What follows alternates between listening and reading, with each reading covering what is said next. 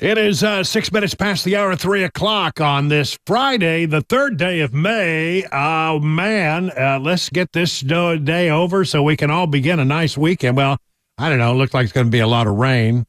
We got some rain in the area right now, scattered showers moving through the area. But, nothing too bad, nothing severe thus far. So we'll get through it the day, and we'll bring you a lot of news and information while you're on the way home to begin your weekend. I want to start with the Trump trials in New York City. Alvin Bragg, the Soros DA, trying to make the case against Donald Trump that he did something improper in the Stormy Daniels matter. And so far, I don't think they've really laid a glove on the guy. But what they're trying to do before this jury in New York is bring up every salacious thing they can possibly dig up, even if it doesn't have anything at all to do with Stormy Daniels. I mean, they brought up the Hollywood Access tape. Oh, my goodness. The prosecution badly wants to play that tape. But the judge apparently is not going to allow it, we are told. But they got Hope Hicks. Hope Hicks, who served on the Trump campaign and the Trump organization for many years. They got her on the stand, and they started, getting her to talk about this, that, and the other. She didn't really have anything all that bad to say, and she was asked about certain stories and whether or not she was the person who was being quoted anonymously in some of these stories. She said she wasn't. At one point, she was starting to be asked questions about her time in the Trump organization before the campaign, and she got emotional and had to leave the stand for a while to regain her composure. And this woman is I don't think she wants to be there. In fact, she said, I am here because I've been subpoenaed, not because I want to be here. So, that tells you everything you need to know. Donald Trump came out of the courtroom as they adjourned for the day and for the weekend. And he seemed to have very much Hope Hicks's testimony on his mind. Now, he can't talk specifically about the trial because there's a gag order, which is completely unfair. But if you read between the lines in what he had to say, he seems to be saying that he feels badly for Hope Hicks. At least that's what I drew from it. You listen, you decide. So I'm not allowed to comment on any of that. As you know, I'm under a gag order, which is very unprecedented, but I will say this, that the government, DOJ, et cetera, and in particular lately this office of DA, which is letting violent crime run rampant all over our city. What they've done to people in my company, they've been after us for years. You take a look at what's happened for years. The Democrats, the radical left, they've been after us for years, and they've destroyed people's lives. They've gone out and hired lawyers. They've been with lawyers for years, been sucked dry. And it's a shame. It's a shame what they've done to this country. And it's a shame what they've done to a lot of great people that have been absolutely ruined and destroyed, not only here, all over. These are vicious, radical left lunatics. The DA here is Soros backed. They shouldn't be wasting time on this. Look what they do to so many people. They're all lawyered up. That's all they do, lawyer up. In the meantime, you can't do anything in the country. The country's going to hell. They have no time. They have no anything left because they're always under siege. It's a terrible, terrible thing happening in our country. And hopefully, November 5th, the most important day in the history of our country, in my opinion, that's called Election Day. Hopefully it's going to change because these people are destroying our country, whether at the border, whether the horrible reports that came out today of jobs numbers, with all you hear, whether inflation, which is destroying us, a lousy economy, Afghanistan, allowing Russia to attack Ukraine would have never happened. Then you take October 7th in Israel, that would have never happened. All of these things happening, and all they do is they go after people. They destroy people, and it's a shame. So I just want to wish everybody a very good weekend. I was very interested in what took place today, but I just have to say, we have a country to build. We have to rebuild it. Our country has gone to hell. We're a nation in decline. And we cannot let that happen to the USA. Thank you very much. And with that, he exited the courthouse for the weekend. He's got a big event going on down in Mar-a-Lago this weekend where I think all of the potential vice presidential candidates, people who might be considered for the vice presidency, are expected to be in attendance. All right. So, again, Hope Hicks' testimony was emotional at times for her.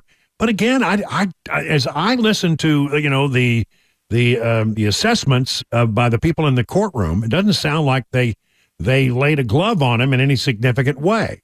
You know who agrees with that, believe it or not, is the people at CNN who they've hired to come in as their legal analyst. There was this exchange just the other day. I think on that point, I've seen precious little evidence presented yet that Trump wasn't floating above. I mean, I've seen very little evidence of Trump's direct involvement in getting this accomplished. So, correct me if I'm wrong. No, you're right. A lot of that's going to come from Michael Cohen, but also there was a few tidbits in David Pecker's testimony, right? That there were direct communications, but it's a great point, David. There hasn't not been much evidence yet directly of Donald Trump's involvement and knowledge. Yeah, I mean, it was all being done by other people, and he wasn't being brought into all the details. When you're a billionaire, you don't get into the fine details of all these things. You have people handle it. And he was following the advice of his lawyer. This whole trial seems to be sort of weak on facts that connect Donald Trump to any kind of illegal behavior. And I think the American people are seeing that, and they're seeing that the judge is not particularly being all that fair to Donald Trump. They don't like the idea, I think, of this whole gag order thing where a man can't defend himself, who's after, everybody can throw rocks at him, but he can't say anything back. And I think Americans believe that such a thing is inherently unfair. A word coming out late this afternoon that the Trump legal team is going to try to fight the gag order and see what they can do in that regard. So, again, there's that. There are other things happening, though, on some of the other trials, and I want to bring you up to date on some things that I think are pretty good and in regard to we're learning more and more and more, and as we learn more and more and more, it's raising a few eyebrows about just how political this whole thing is. The folks over at Real Clear Politics, I think they're very good at what they do. They don't do a lot of original reporting, but they do have a thing called Real Clear Investigations, and every once in a while they come out with something that I got to tell you, the reporting is solid. The reporting is always eye-opening. It's the kind of reporting that you just don't see done very much anymore. And here's the headline to it. Unredactions, in other words, documents that have been unredacted, reveal early White House involvement in Trump documents case. Top Biden administration officials worked with the National Archives to develop special counsel Jack Smith's case against Donald Trump involving the former president's alleged mishandling of classified materials, according to a recently unsealed court documents in the case pending in southern Florida. More than 300 pages of newly unredacted exhibits containing emails and other correspondence related to the early stages of the hunt for presidential papers challenge public statements by Joe Biden about what he knew and when he knew it regarding the case against his political rival. The new disclosures indicate the Department of Justice was in touch with the National Archives and Records Administration, NARA, during much of 2021, undermining the DOJ's claim that it became involved in the matter only after the archive sent it a criminal referral in February of 22, based on the findings of records with classified markings in 15 boxes of materials Trump gave to the archives a month prior. The court exhibits, which were compiled by Trump's defense lawyers and kept under seal until last week, also show that Deputy White House Counsel Jonathan Sue, I'm going to say that again, Deputy White House Counsel Jonathan Sue regularly communicated with archives officials. Although Biden himself is not mentioned in the exhibits, the active participation of Sue and other high-ranking officials raises questions about whether Biden was forthright when he told 60 Minutes he wasn't involved in that investigation. I have not asked for the specifics of those documents because I don't want to get myself in the middle of whether or not the Justice Department should move or not move on certain actions they could take. I agreed I would not tell them what to do and not, and engage in telling them how to prosecute or not. Trump's lawyers first filed the heavily redacted material in a January motion under a standing protective order issued by the court to initially conceal politically sensitive information. His team then asked the U.S. District Court Judge Eileen Cannon, who's presiding over the matter in southern Florida, to remove any of those redactions based on her review. Well, she looked at it and she said, no, this stuff needs to be made public. A protracted battle ensued as Smith fought to keep large portions of the motion and accompanying exhibits from the public. What do you got to hide? Smith told Cannon that disclosing the materials would jeopardize the investigation and expose potential witnesses and government employees to significant and immediate risks of threats, intimidation, and harassment.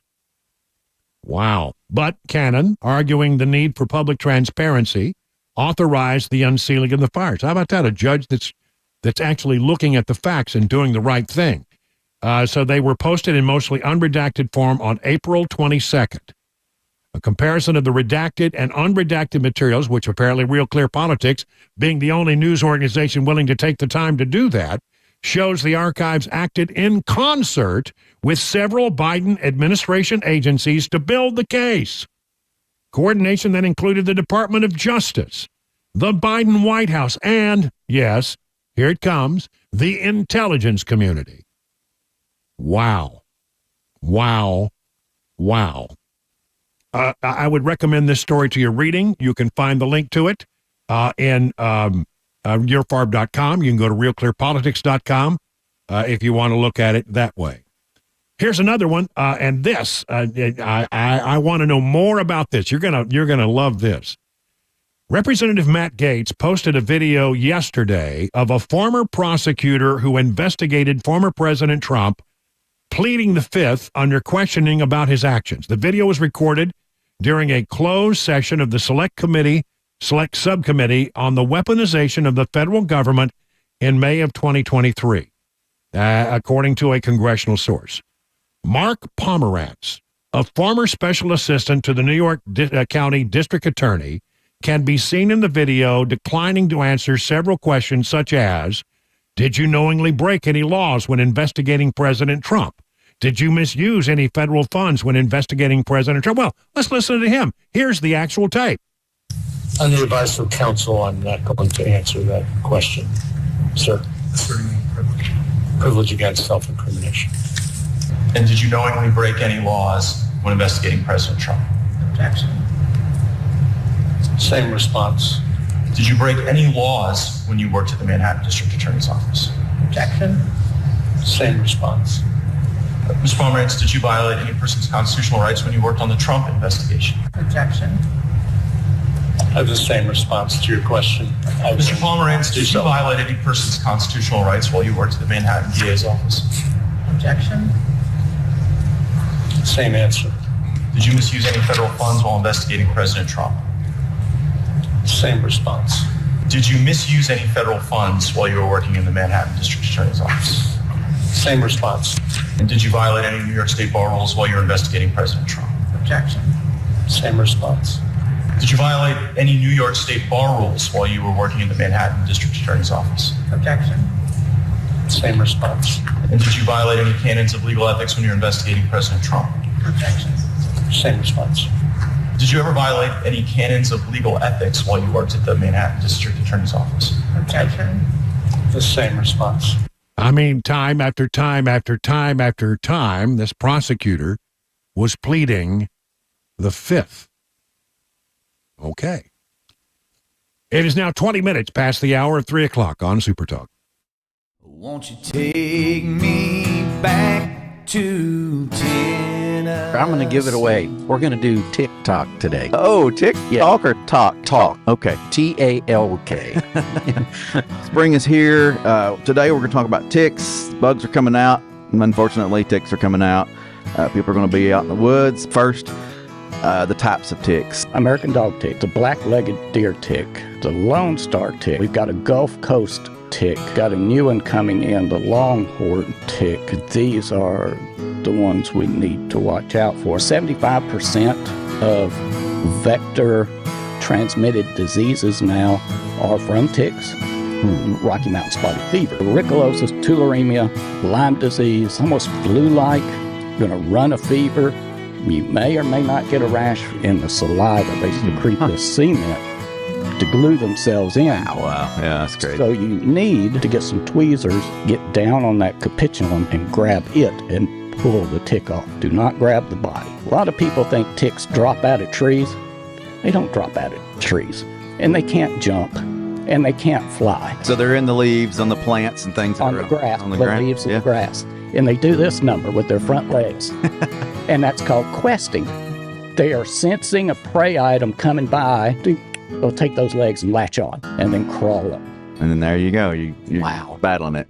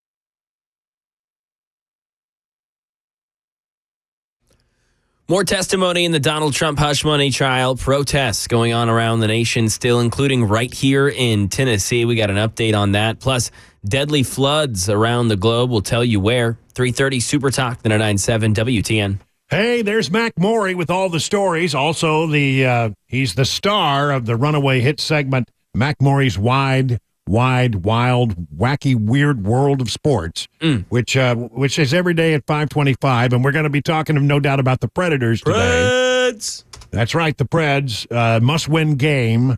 And by the way, there's Chris Weber. Hi, Chris. Oh, hey. Hey, Chris. I don't want to, but I want to make sure I get this in, because if you were thinking about going downtown, just if you don't have any real reason to go downtown, don't go downtown. Yep. 50,000 people are going to be at the Nissan Stadium for the Morgan Wallen concert. The good news here, guys, is that all of the seats at Nissan Stadium were bolted down. I worked on that. Nice. Yeah, thank you. But 50,000 people. This is night number 2 of his 2-night tour. Is it right? What is that right? 3 nights, right? Yeah, but it's 3 nights. This is night 2. Night 2 of 3. Yep. Yeah, 2 of 3. And so they're going to have the Woodland Street Bridge will close down to traffic, and then if that's not enough, and my gosh, don't you think it should be? We got the Predators showing up for a must-win game, which kicks off at 6 p.m. And there'll be a lot of people there for that. And if you think that isn't enough, then hold on. Portugal the Man. I don't know a thing about that group, but they're performing at Ryman. Okay. And then you got the Nashville Sounds game at 6:35. So, and then not to mention it's a Friday. It's a weekend. It's a Friday in Nashville. night in Lower Broad. Yeah. That's right. I mean, which is chaotic to begin with. So, this would be. I think this is the one night I would not want to be going downtown. I just hope I can get home. Once it. we're done tonight. Yeah, that's going to be the struggle. Stay away from that area if you unless you just have some real reason to go there.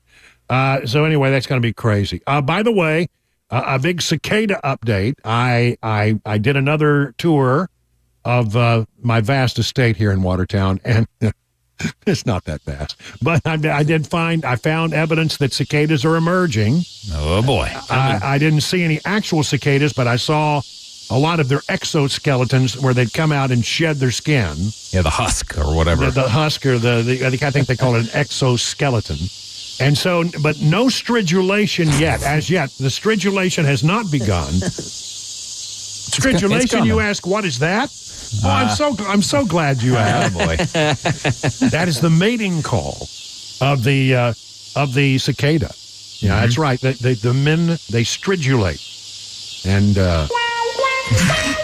then the lady cicadas, they love that sound. And they come over and snuggle right up next to the male, and they click their wings. Oh, my. Hey, baby. How about you click your wings for me just one time? Oh, my. My. And then after that, they have a little, special time. Whoa. Oh, my. And after the special time, the lady cicada cuts a slit into the bark and lays her eggs. And that's where it all starts. That's where it all starts. And then a few days later, after the eggs hatch, the little cicadas, which are about the size of ants at this point, crawl down the tree, attach themselves to a tree root, and go to sleep for 13 to 17 years, depending on the brood. What an anticlimactic life they have. They're born, they're hatched, and then they go underground for a decade or two. Yeah, I know. Not a decade or two. It's 13 or 17 years. Okay, but now I think this is a 13-year brood in our area. So every 13 years. I thought there were 2 that were competing in this area this year. I thought the 13 and the 17 were in this area. I don't know. I mean, you read a bunch of different stuff. I pride myself on my knowledge of the mating habits of the cicada, but I didn't, the numbers I don't care about. As you should, Brian. I mean, the disrespect we're getting from Weber here on stridulation. Come on. I'm telling you. So anyway, I've seen a few. I saw a video that somebody posted out of the Murfreesboro area. And I don't know where they looked like they were on a walking or hiking trail. And in the heavily wooded areas is where you're really going to see them. And there were like these shells, these exoskeletons were like by the thousands were just on the ground, crunching as you walked along. Oh. So anyway, again, I will continue to bring you updates on the latest cicada news. That we call it Cicada Mania. Right now, it's time for the news at 3:30.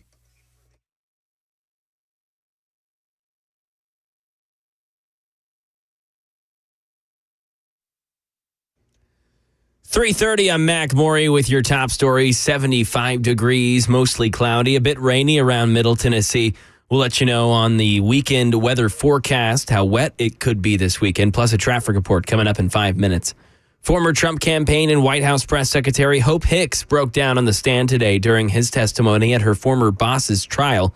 John Santucci has more. I think so far this has probably been really the most dynamic and frankly revealing testimony in the sense that Hope Hicks has never spoken, but in some ways I think Hope Hicks was bracing herself, because you have to remember one thing about every person that has left Donald Trump's orbit. They have received the counterpunch from Donald Trump. Hope Hicks knows that. She orchestrated that for many years. Continuing protests around the nation, pro-Palestinian protests going on college campuses all around our country, including right here, University of Tennessee, Knoxville. Protests last night on Rocky Top ended in 9 people arrested. The crowd was given an ultimatum, which was to leave before 9 o'clock or to be subject to suspension or arrest. 2 of the people arrested were not affiliated with the school. University Chancellor Donde Plowman released a statement saying, quote, "This was not the result any of us wanted. We'll continue to engage with all our students to provide support, and we'll also continue to enforce the law and university policy for the benefit and protection of everyone in our community." And in Brazil, at least 31 people dead due to heavy rains. In Estela Catera. Heavy rain pouring down on the south of Brazil, with dozens still missing and the death toll expected to rise. In some cases, streets turned into rivers, with roads and bridges destroyed, while landslides and the partial collapse of a dam structure at a small hydroelectric power plant were reported. According to local officials, at least 17,000 people have been displaced, with close to 250 cities affected. And that is the latest news, traffic, weather on the way. I'm Mac Morey, WTN News. Hey, it's Dan Mandis, and I am so glad that California Closets has fixed my closet catastrophe. After exact measuring and planning, they came over and got to work. Yeah, once it was all plotted out on their 3D CAD system, the pieces are measured, cut, and precisely installed into my space. It was clean, fast, and professional, and above all, my new closets look and function great. Now, this was my dormer, and now this is my new dormer thanks to California Closets. Look at all of this added space for shirts and shoes, you name it, and it is cut so precisely, simply amazing. And my old closet that has now been reborn as the ultimate in style and functionability, making the best use of the space that I had. They can work on just about anything: bedrooms, garages, home offices, closets, pantries, and so much more. Find them online, CaliforniaClosets.com, and see what they can do for you. You can schedule a free design consultation. Mention my name, CaliforniaClosets.com.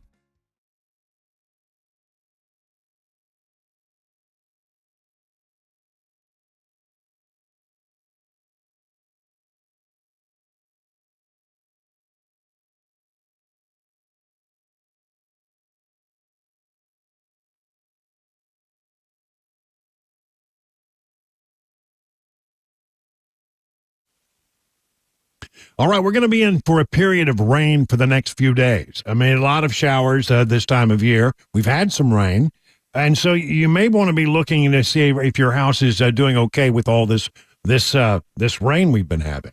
Maybe you need some waterproofing work around your house. How would you know? Well, your house will give you the signs. Look in your crawl space. You got standing water there? That is a problem. Wet basement walls, a problem. Musty odors or floor joists with wood rot, man, you've got a problem.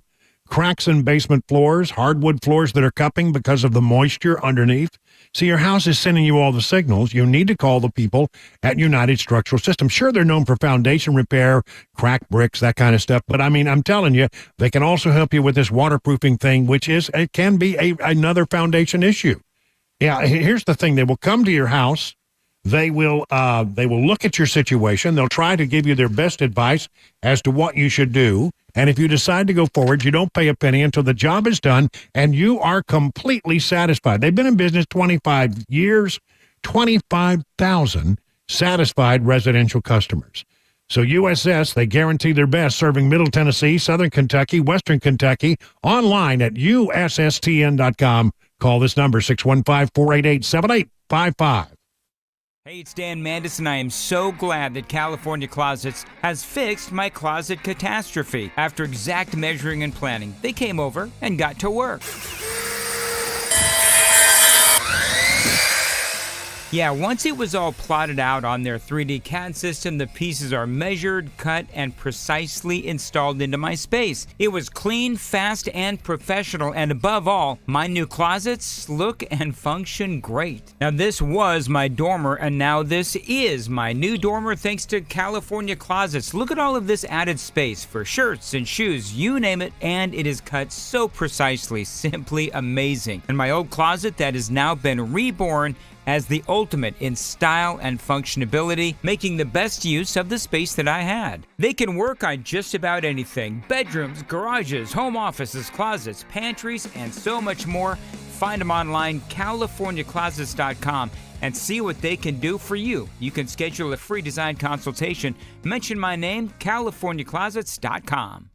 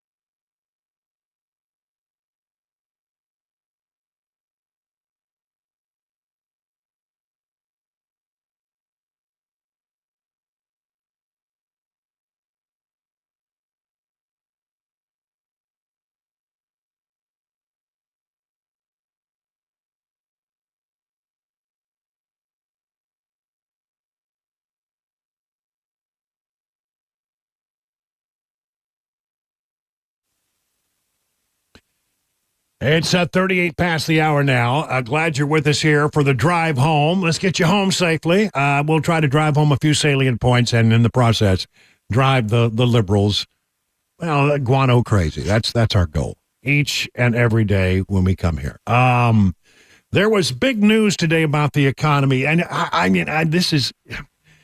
Don't you know, it's I know people think, well, he's going to talk about the economy, Snoresville. No, really, honestly, you need to know because this has a political element to it, and I'm gonna spell it out for you. The economy added 175,000 jobs in April. You say, well, that sounds good. No, much weaker than anticipated. And these are numbers that come to you from the Biden Labor Department. Now, what's been going on lately? Well, everybody is looking, if you're talking about the economy right now, you're talking about interest rates. Everybody wants to know, when are interest rates going to come back down? People want to buy homes. They're getting killed right now because they put stuff on their credit cards and they're paying higher and higher and higher interest rates. And they want to know, when is this going to get better? When is it going to get better? Well, when interest rates come down, and interest rates can't come down until the economy cools. And so while you may say, well, a lower than expected jobs report, that's bad news. Well, for many people, they say, no, that's good news because it's a sign maybe the economy is cooling. Or is it? See, the thing about it is the interest rates decision is made by the Fed. Now, I believe that the Fed tries to do as much as possible to act independently of any administration. I mean, a lot of people don't believe that, but I think overall that they have to be able to justify what they're doing. And by the way, they have to be able to justify it. And if they don't justify it, then they are looked at being political. And the Fed prides itself on being politically independent to a degree. All right. So what the Fed needs in order to lower interest rates is some data. Well, the data is, in this particular case, that gives them a little cover to say, well, maybe we can lower these interest rates a little bit later, is coming from the Department of Labor, a Biden executive branch agency. See, I don't know that I trust these numbers. I hate to say that, but I don't believe that these numbers. I mean, how many times have we heard? Well, that we had a report that came out a couple of months ago, but they've revised it. See, I think that's what they're thinking about. They're thinking, well, maybe we can give the Fed. I think the Labor Department folks who answer to the President of the United States, they're not supposed to be political with this stuff, but it's the Labor Department. And have we not seen evidence time and time again of the Biden administration weaponizing different branches of government for political purposes? I think we have. We could name about 15 or 20 different things that they've done. So I look at these numbers askance and I think, well, the Fed can only act on the data it's handed, and if the Labor Department hands it data that says, well, the economy is cooling, then maybe what they're trying to do is give the Fed some cover to do something that would be helpful to the Biden campaign as we head into the summer months. Here's the story from Fox Business. U.S. job growth slowed notably in April while the unemployment rate unexpectedly rose, a sign that high interest rates and stubborn inflation are starting to weigh in on the labor market. Employers added 175,000 jobs in April, the Labor Department said in its monthly payroll report released Friday, missing the 243,000 gain forecast by other economists. Other economists looked at it and they came up with a much different number, but the Department of Labor came up with this number. Isn't that interesting? The unemployment rate, meanwhile, inched higher to 3.9%. Expectations that it would hold steady at 3.8%. So the unemployment rate has gone up, and not as many jobs were added. Okay, if you're the Fed now, you've got something you can chew on, whether it's accurate or not. Those are the numbers you've been handed, right? Here's another take on it from the Wall Street Journal. Friday's report will keep a hope alive for a late summer interest rate cut from the Federal Reserve because it eases fears of an overheating economy. Okay, now look, I don't want interest rates to stay up. I'm not agitating for that. But what I am saying is, if they lower interest rates before it really is the right time to do so, then you make things much worse. But they don't care about what happens next year. What they care about is what's happening right now, which is an election. All right. And then the thing that really, I don't know, I'm going to read a little more of this. Okay. Because it eases fears of an overheating economy, still the Friday jobs figure won't change much for the Fed's immediate outlook.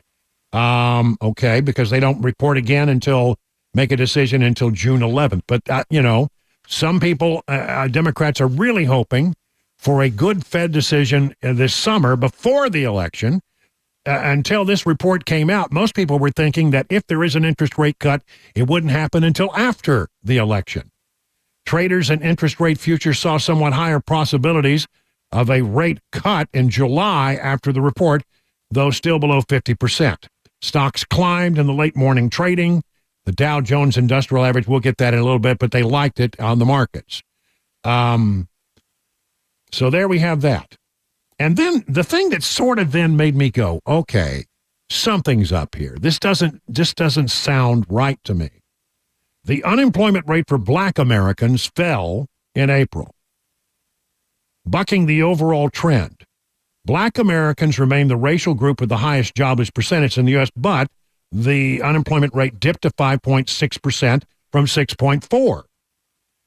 Still, it's notable compared with the overall employment rate, which rose. In other words, the only category that saw employment improve, the only demographic were Black Americans.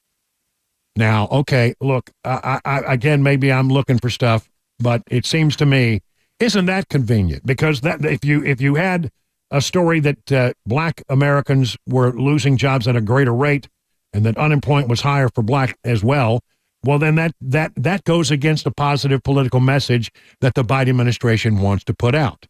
So isn't it interesting that the one number that looks good in this employment report is Black Americans? Now, if that's accurate, I'm happy. But I just wonder why that one alone did not did not go up. Unemployment did not go up. Everybody else went up. It doesn't seem right. It doesn't. Why would that be? Why would that be? I just see in these numbers the fine political hand of somebody trying their very best to manipulate the numbers in a way that the Fed can then have cover if they want to lower interest rates for political reasons. So again, can you prove it? No. But what concerns me is that the Labor Department, which is an agency that reports directly to the White House, the Secretary of Labor reports directly to the White House, and all of that, they are putting out this data that the supposedly independent Fed will then use to make decisions. Are they trying to give the Fed cover? And are these numbers really, really accurate? How do you challenge it? How can you say that the Department of Labor is wrong? We don't know how they come up with these numbers. They go into a dark room and come out with these numbers. I don't know how they do it. Anyway, one way or the other, I suspect something is going on there, and maybe a little manipulation of the numbers is what's going on. It sure raises my eyebrows. As I say, it raises my tingly reporter's spidey senses. One other thing very quickly here that I think is very interesting. It's sort of related to the economy. If you have a Ford Maverick, one of those small pickup trucks, Ford is recalling 242,000 of them from 2022 to 2024. And this seems like a serious thing over the failure of the rear tail lights to illuminate. I mean, sort of an important safety feature in a car is that the people behind you need to know when you're applying the brakes, right? Causing it to reduce the vehicle's visibility. No kidding. So they are suggesting that you get in as soon as you possibly can for that. By the way, this is very, very, very sad news. Interest payments on the national debt will soon be the largest federal expenditure. Unbelievable. A new Bank of America analysis shows that interest payments on the national debt are set to explode in 2024, rising much faster than the $870 billion annual increase that the Congressional Budget Office recently projected. That's a lot of money. Even assuming the CBO's more conservative projection, the picture is grim. Analysts at Peter G. Peterson Foundation estimate that the government will spend $12.4 trillion, with a T, $trillion over the next decade just to service our growing debt. Financial analysts are flagging these surging interest payments as well as the eye-popping amount of global debt. U.S. government spending rose by $162 billion in the last year just to cover interest on the nation's debt. Lauren Sanfilippo, an investment strategist for Merrill Lynch and Bank of America, observed in a video analyzing global debt, which stands at a record $307 trillion. This would make interest the largest federal budget item. It's an unsustainable cluster, you know what. I can't finish the sentence, but you get what we're talking about. These warnings, though dire, are not new. Policy experts, even some politicians, have been warning about the looming debt threat for decades. Indeed, the CBO itself has been using the word unsustainable for years, something the left-leaning Brookings Institution pointed back out in 2015. The federal debt is worse than you think. Things have grown much, much worse since then, of course, yet the federal government continues to rack up debt faster than ever. So why is nothing being done? Well, because Democrats like to spend your money, and they like to make promises, and they like to buy votes. I forgot what the number was, but I mean, it was, I think it was like $1.4 trillion may be the ultimate cost of the Biden administration's attempt to buy votes by paying off student loan debt. $1.4 trillion. It's somewhere between $680 billion and $1.4 trillion. Either number is outrageous. And they're doing that for one reason and one reason only. They're trying to buy the votes of young people who have been showing in recent, I don't say recent months, but in the last year or so, have been walking away from the Biden administration and say they're not going to vote for him under any circumstances. Need to bring those people back, right, if you're going to get reelected. So they're buying the votes, and it's costing you, the taxpayer, somewhere between $680 billion and $1.4 trillion. It is unsustainable. It's absolutely unsustainable. 52 minutes past the hour of 3 o'clock.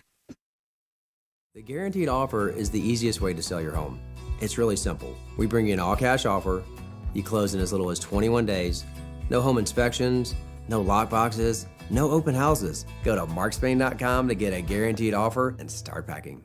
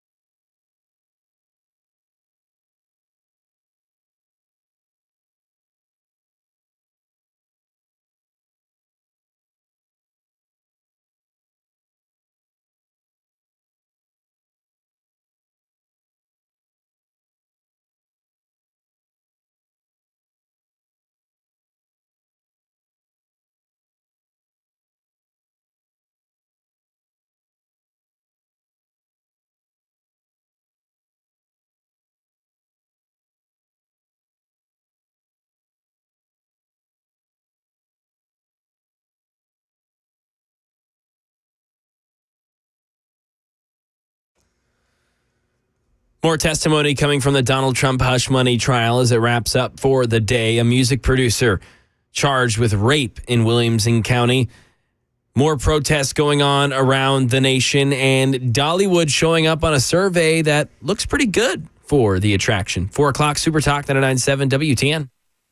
All right, it is 57 minutes now past the hour, 3 o'clock. Brian Wilson in the chair. Let's take a look at the markets.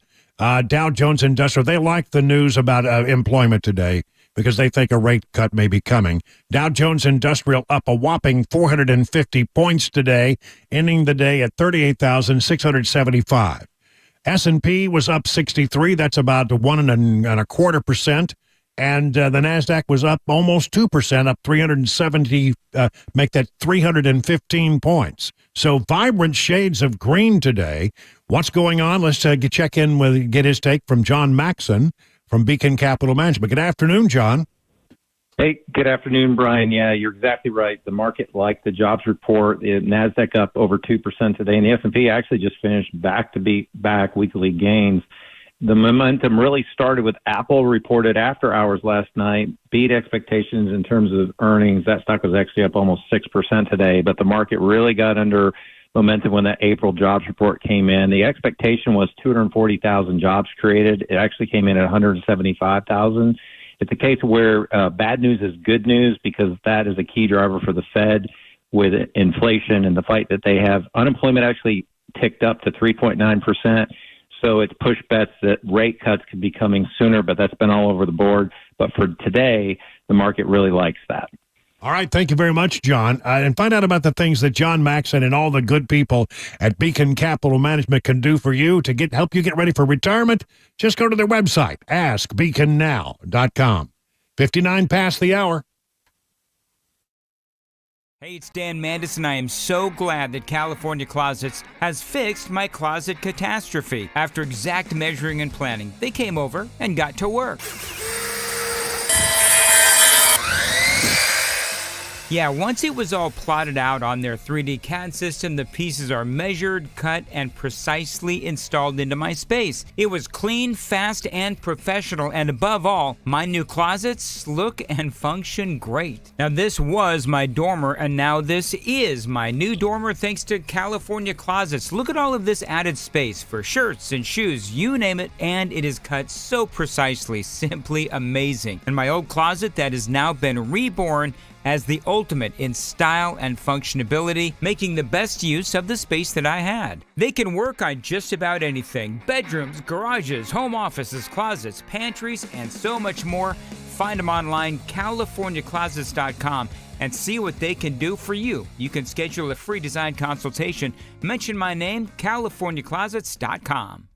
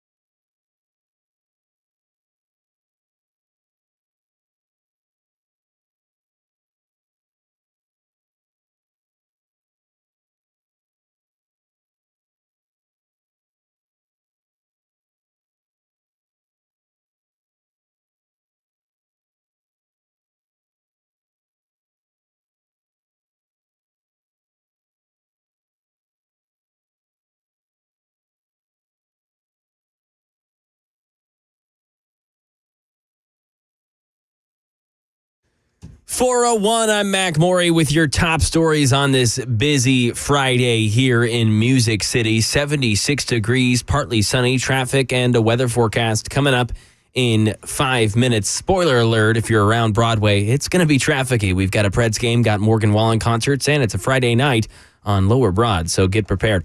Another day in the Donald Trump hush money trial. Derek Dennis with an update. week in the continuing hush money trial of former President Trump in New York City. Just before the ending, the judge heard from the prosecution and defense lawyers on procedural matters, including what questions would be allowed if Trump were to take the stand in his own defense. Speaking to reporters at the end of the day, Trump took aim at the prosecution. And all they do is they go after people. They destroy people. And it's a shame. Before dismissal, jurors heard from Hope Hicks, the former Trump White House communications director who left and turned against Trump and is now a prosecution witness. She was in the room helping to decide what to do about the release of the famous Access Hollywood tape where Trump is heard allegedly talking about violating women. Hicks says the tape was what motivated Trump to pay off Stormy Daniels to cover up their alleged affair, which Trump denies. Back here in Tennessee with a crime story, 55-year-old Sammy Sylvester, a music producer in Williamson County, was charged with rape this week. Officials say that the incident happened between 2009 and 2010 to a 16-year-old female musician, Abby George. Each of Sylvester's 7 counts call for an 8 to 12-year sentence. That investigation does remain active. Sylvester's sentence date not yet been set. And an accidental gunshot fired by a police officer inside Columbia University's Hamilton Hall during Tuesday night's operation to clear protesters. Dave Packer has more from New York. NYPD officers entering Columbia's Hamilton Hall through a window Tuesday evening, working to secure the building when Assistant Chief Carlos Valdez says an officer accidentally discharged his firearm while trying to gain access to an office. At no time were any police officers, members of the public, or any protesters in danger.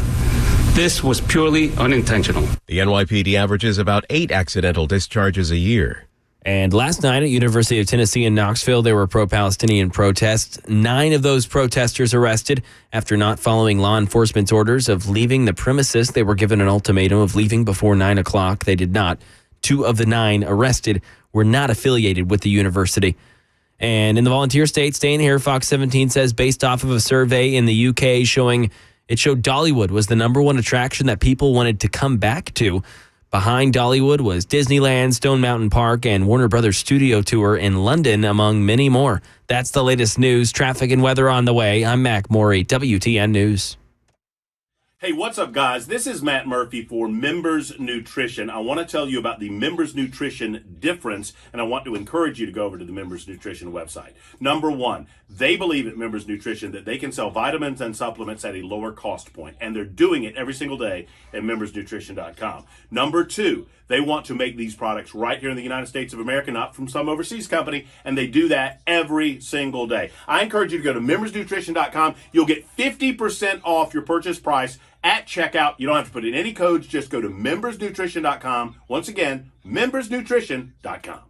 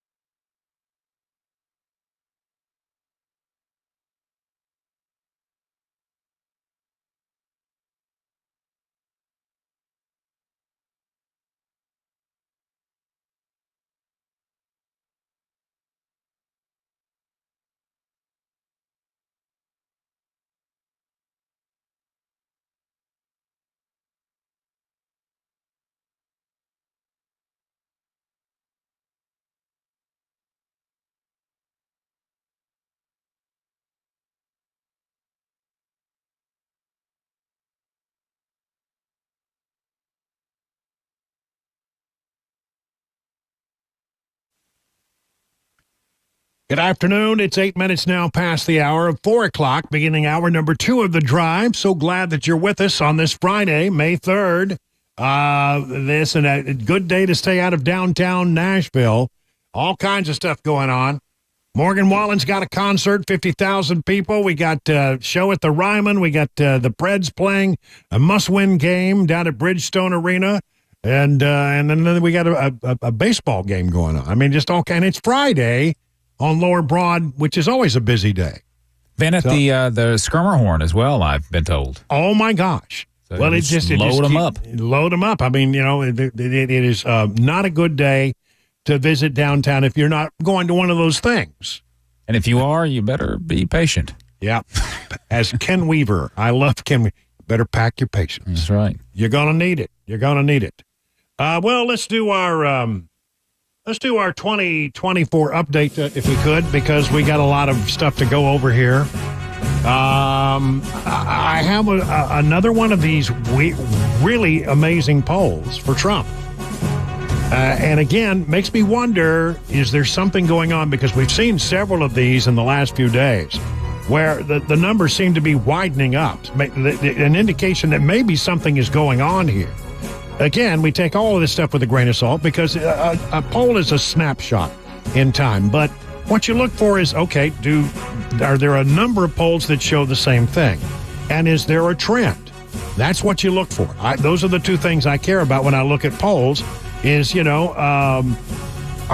there some similarity with other polls? Do they all seem to be saying the same story? You get one poll that says something, you go, well, okay. You get two polls, well, maybe you got something. You got 3, 4, 5, 6 polls that show that something's happening, and then maybe, again, you've got something. There's been a CNN poll that came down. There was a Hill-Emerson poll that came down, all showing that in the battleground states and in the general election, something's going on. And this one is no exception. This is Rasmussen's report. Rasmussen reports. And their 5-way number, I mean, this is general election, 5-way. That includes Trump, Biden, RFK, Stein, and West. Okay, so there you go. And what does that number show? That Trump is leading by 12 points. Now, I don't know. I mean, is there something going on? I don't know. Is that a reliable number? Is it an outlier? I don't know. But I'll tell you, we've seen several polls now that have come out in the last few days, which tend to show a pretty dramatic movement toward Trump and away from Biden. You would say, so when you look at that, you say, well, what is motivating? What would be causing that? And I think there are two things.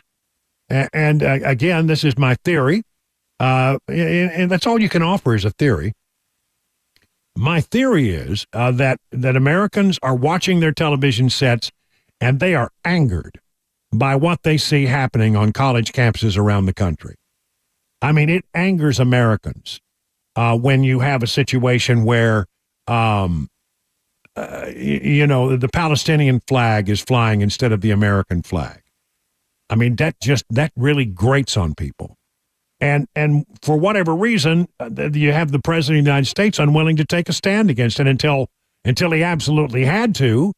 I think they looked at these numbers and said, oh, my gosh, we got a problem here. People are not liking this. We better get out there and say something forceful. And they finally did yesterday, about 5 days and about $5 short.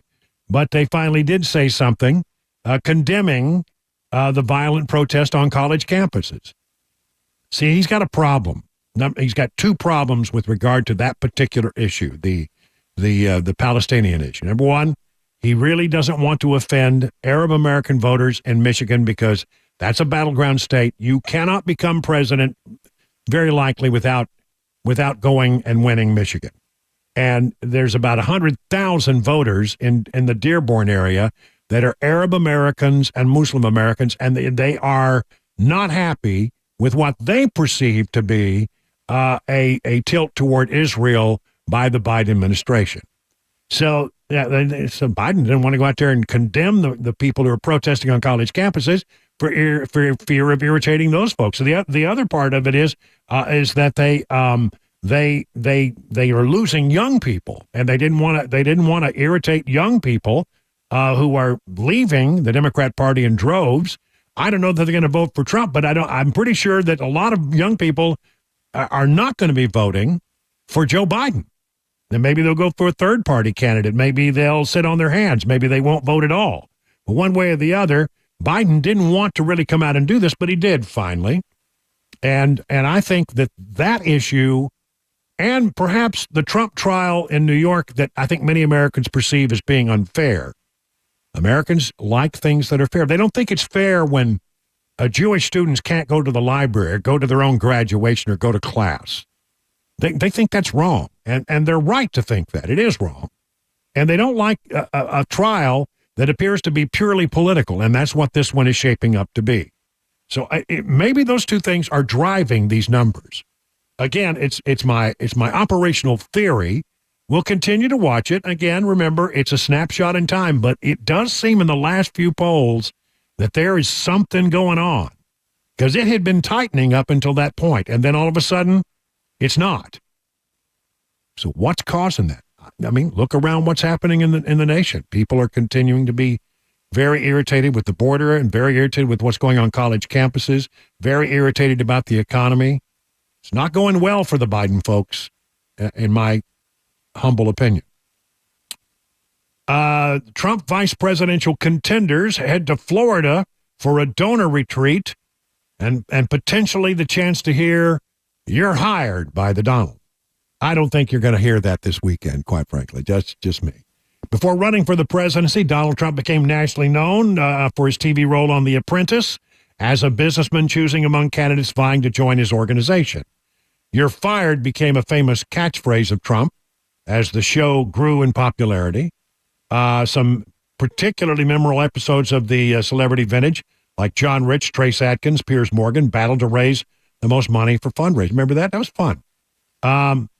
Well, Trump, the Washington Examiner says Trump will reprise his Apprentice-style competition over the weekend when several Republican lawmakers rumored to be on the long list of vice presidential candidates head to Palm Beach, Florida for a 3-day GOP donor retreat. The lawmakers are auditioning for the golden ticket, also known as Trump's second in command, the vice presidency. Okay, we've carried that metaphor a little too far, perhaps. I don't think Trump will announce the winner, neither does this article, but it will be interesting. It'll be sort of a beauty contest, won't it? As everybody struts before the donors. Who catches the Donald's eye? Who do the donors like? Possible vice presidential contenders expected to attend the Florida retreat include Senator Tim Scott, Republican of South Carolina, Marco Rubio, Republican of Florida, J.D. Vance, Republican of Ohio. You could do well with any of those three. You really could. Governors Doug Burgum of North Dakota, Kristi Noem. Okay, maybe her star may be falling a little bit because of what happened to poor Cricket, but who knows? And Representatives Elise Stefanik and Representative Byron Donalds of Florida, Stefanik of New York. You know, there's a if he goes for Rubio or he goes for Byron Donalds, or if for some reason, and I don't see this coming, that DeSantis gets chosen, he'll have to fix his state of residence. He's a resident of Florida now. You can't have a vice president and a president from the same place. So he'd have to, but that's easily done. That's the filing of a piece of paper. Donald expects Trump to make his decision closer to the Republican National Committee convention in mid-July and dismiss the idea that the process had any apprentice-style quality to it, as do I, really. He loves this game, though. I will say that I think he really loves this game of keeping people guessing about who's going to be the running mate. Maybe we should do another poll. Maybe maybe a little bit later in the show, we'll open up the phones and ask you. Or maybe you could just offer your opinion when we get to Phone Your Farb Friday here in just a little bit. That's right, coming up at the bottom of the hour. This story, again, 2025 news. Documents shed light on Biden White House meeting on voter registration with left-wing activists. In the summer of 2021, the White House convened a meeting over Zoom with outside groups to plan on implementing an executive order from the president granting them historic new tools to register voters. The Biden administration had insisted attendees and the operation at large was nonpartisan. Internal documents provide a glimpse into how the July 12, 2021 meeting appears to have overwhelmingly been a key platform for left-wing activist hubs to suggest sweeping election policy changes. The Biden White House has weaponized every element of the federal government that it controls to register voters. Now, they say, oh, but it's nonpartisan. We just want people to vote. We're not trying to tell them how to vote. Yeah, but when you go and you aim all your efforts at areas where you know there's going to be a high propensity of Democrat voters, then you are slanting that process. You're working toward your goal, not a neutral goal of just getting people registered to vote. The documents which have not been reported on until now are a window into how nonprofit organizations have coordinated with the highest levels of the government on bringing President Joe Biden's executive orders to fruition. I apologize. I'm going to have to stop and get a sip of water. It doesn't happen very often. Stand by. Oh, there we go. Out of my big Buc-ee's cup. Yeah, I saw that. Republican lawmakers and conservative groups have heavily scrutinized the legality and constitutionality of the March 21 order, which calls for soliciting and facilitating approved nonpartisan third-party organizations, nonpartisan my butt, and state officials to provide voter registration services, excuse me again, on agency premises. Maybe I need to take a break because it is 20 minutes now past the hour of 4 o'clock.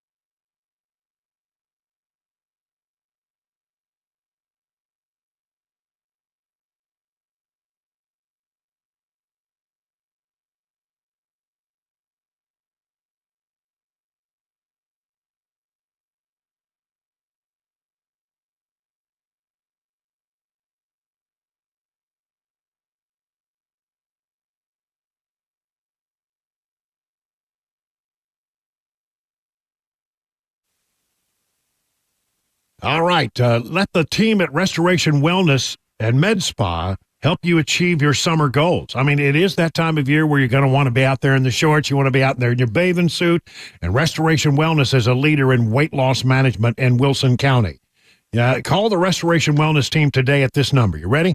615-470-8124. Or visit them at their website, restorationwellnessmedspa.com, to book a consult today. Now, my friends Carly and Jamie will take good care of you like they took good care of me and Cabana Wife. They're going to treat you like they're one of their own. Be a part of their 1,000 patients who've already seen life-changing results from the weight loss management program. I mean, gain your confidence back just in time for summer.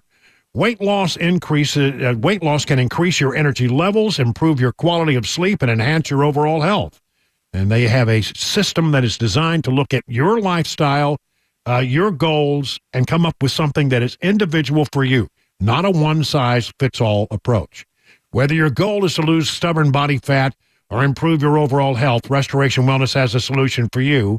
Learn about the newest technology in weight loss management just by going to the website, restorationwellnessmedspa.com. Again, the number, 615-470-8124. Another day in the hush money trial overseeing former President Donald Trump. More legislation hitting President Biden's desk. This time it's from Tennessee Senator Marsha Blackburn. Plus, we take a look at the money news, 4:30 Super Talk, 99.7 WTN. It's 25 minutes now past the hour of 4 o'clock. I'm okay, everybody. He's going to be all right. I'm all right.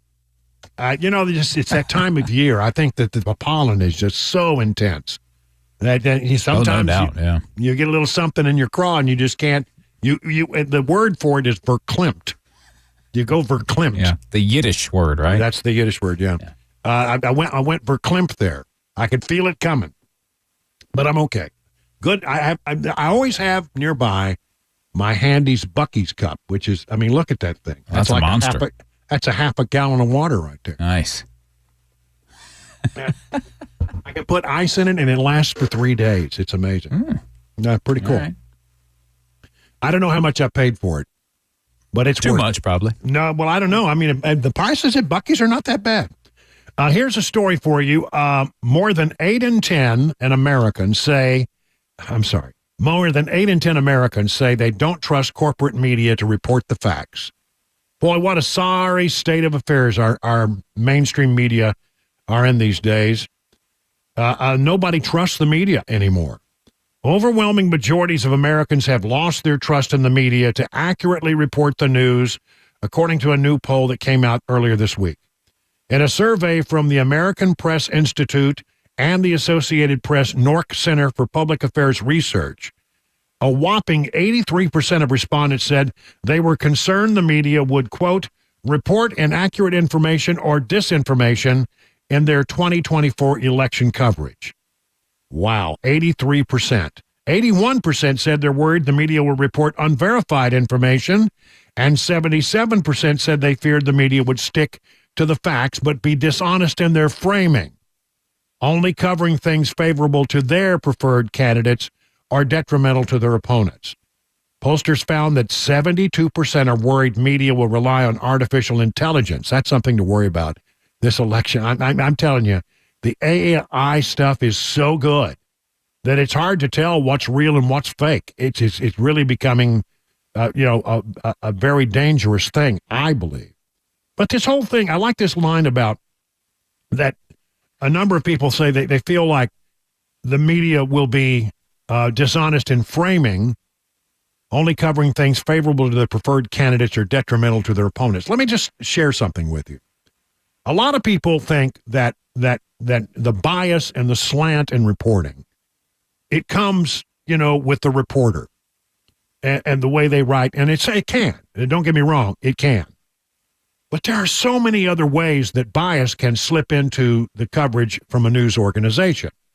And perhaps the most crucial part of having a newsroom that covers things in a fair and balanced way is having an assignment manager who calls it up the middle.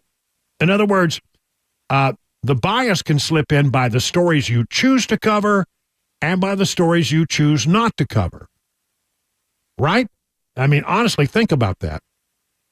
That's why it shocks, stuns, and amazes me that the things that I look at and I say, this is a hell of a story, don't get a minute's worth of coverage on ABC, CBS, or NBC News, or CNN some days. They just don't get anything.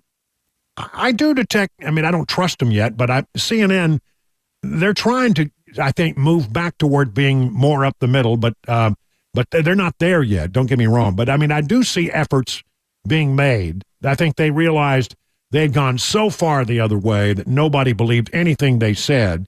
So I think they're trying to correct that, and I think their instincts are always, it's hard to beat that out of a news organization when you've been doing it for a long way, the same way for a long, long time. I don't trust them, but I do see some effort, at least, in trying to call things up the middle. So I don't know. There's a lot of ways that bias can slip in, but it is true, and it is sad that we no longer have faith in our media. When the peak of our media trust was? You might be surprised by this. It was in the 1970s. And you know what happened in the 1970s? Watergate. After Watergate, people had a very high opinion of news media and their willingness to dig and report stories that were important. But after that, it got worse. And then it really started to climb big time. And I think this article hits it right, after the character assassination of Brett Kavanaugh when he was nominated to be a Supreme Court justice. I remember going to Washington for this radio station when that was going on, because it really was so horribly unfair. And then I think, they charged Trump of being, an undercover Kremlin operative in the White House, and we know that wasn't true. And then the whole thing about the laptop, not being willing to report something that they said it wasn't true until one day it really was true, wasn't it? The media just do not have any real credibility anymore, and I think that's terribly, terribly sad. Who are you to trust to get your information? 30 minutes now past the hour, 4 o'clock on Super Talk.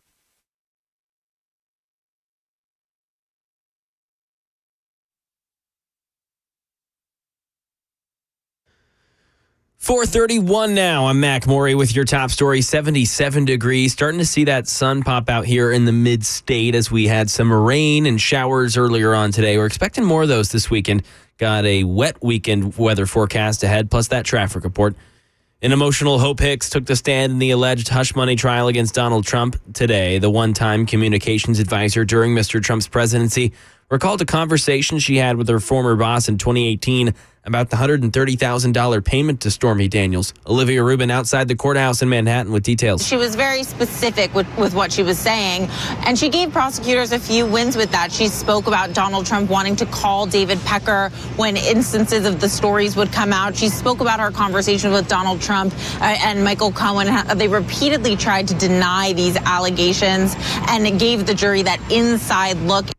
Rubin says that she broke down crying at one point, was very careful with her answers, and was very soft when she spoke. Right now in our nation's capital, Tennessee U.S. Senator Marsha Blackburn says her bipartisan legislation to protect kids is headed to President Biden's desk to be signed into law.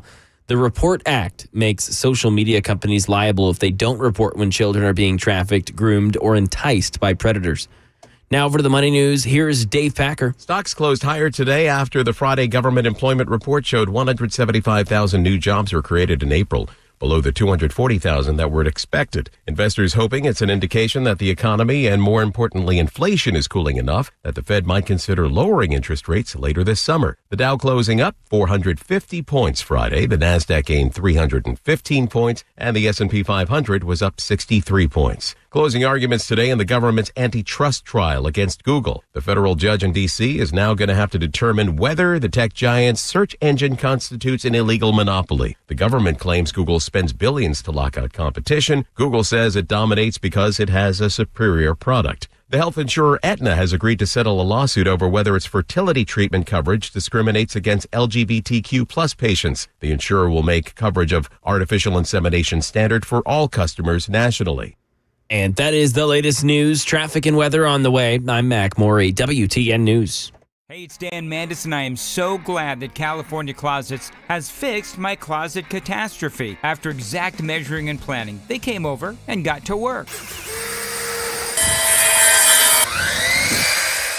Yeah, once it was all plotted out on their 3D CAD system, the pieces are measured, cut, and precisely installed into my space. It was clean, fast, and professional, and above all, my new closets look and function great. Now, this was my dormer, and now this is my new dormer thanks to California Closets. Look at all of this added space for shirts and shoes, you name it, and it is cut so precisely, simply amazing. And my old closet that has now been reborn as the ultimate in style and functionability, making the best use of the space that I had. They can work on just about anything: bedrooms, garages, home offices, closets, pantries, and so much more. Find them online, CaliforniaClosets.com, and see what they can do for you. You can schedule a free design consultation. Mention my name, CaliforniaClosets.com.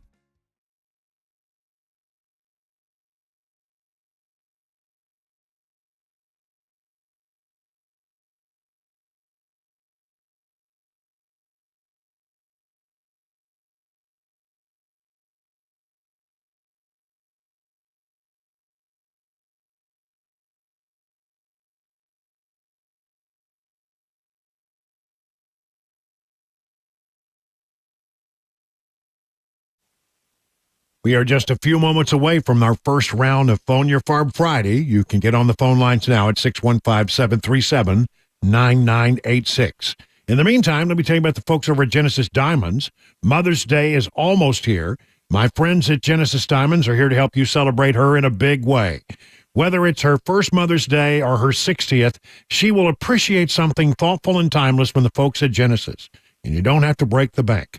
Genesis has put together a fantastic collection of sentimental gifts, things that she can wear all the time: layered necklaces, colored gemstone bracelets, rings, pearls, eternity bands, and diamond pendants.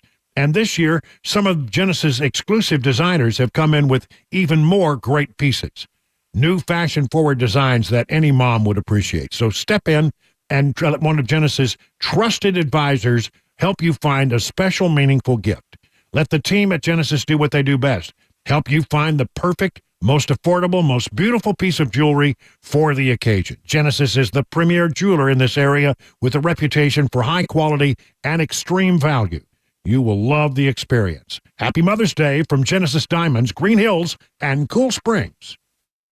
Hey, what's up, guys? This is Matt Murphy for Members Nutrition. I want to tell you about the Members Nutrition difference, and I want to encourage you to go over to the Members Nutrition website. Number one, they believe at Members Nutrition that they can sell vitamins and supplements at a lower cost point, and they're doing it every single day at membersnutrition.com. Number two, they want to make these products right here in the United States of America, not from some overseas company, and they do that every single day. I encourage you to go to membersnutrition.com. You'll get 50% off your purchase price at checkout. You don't have to put in any codes. Just go to membersnutrition.com. Once again, membersnutrition.com.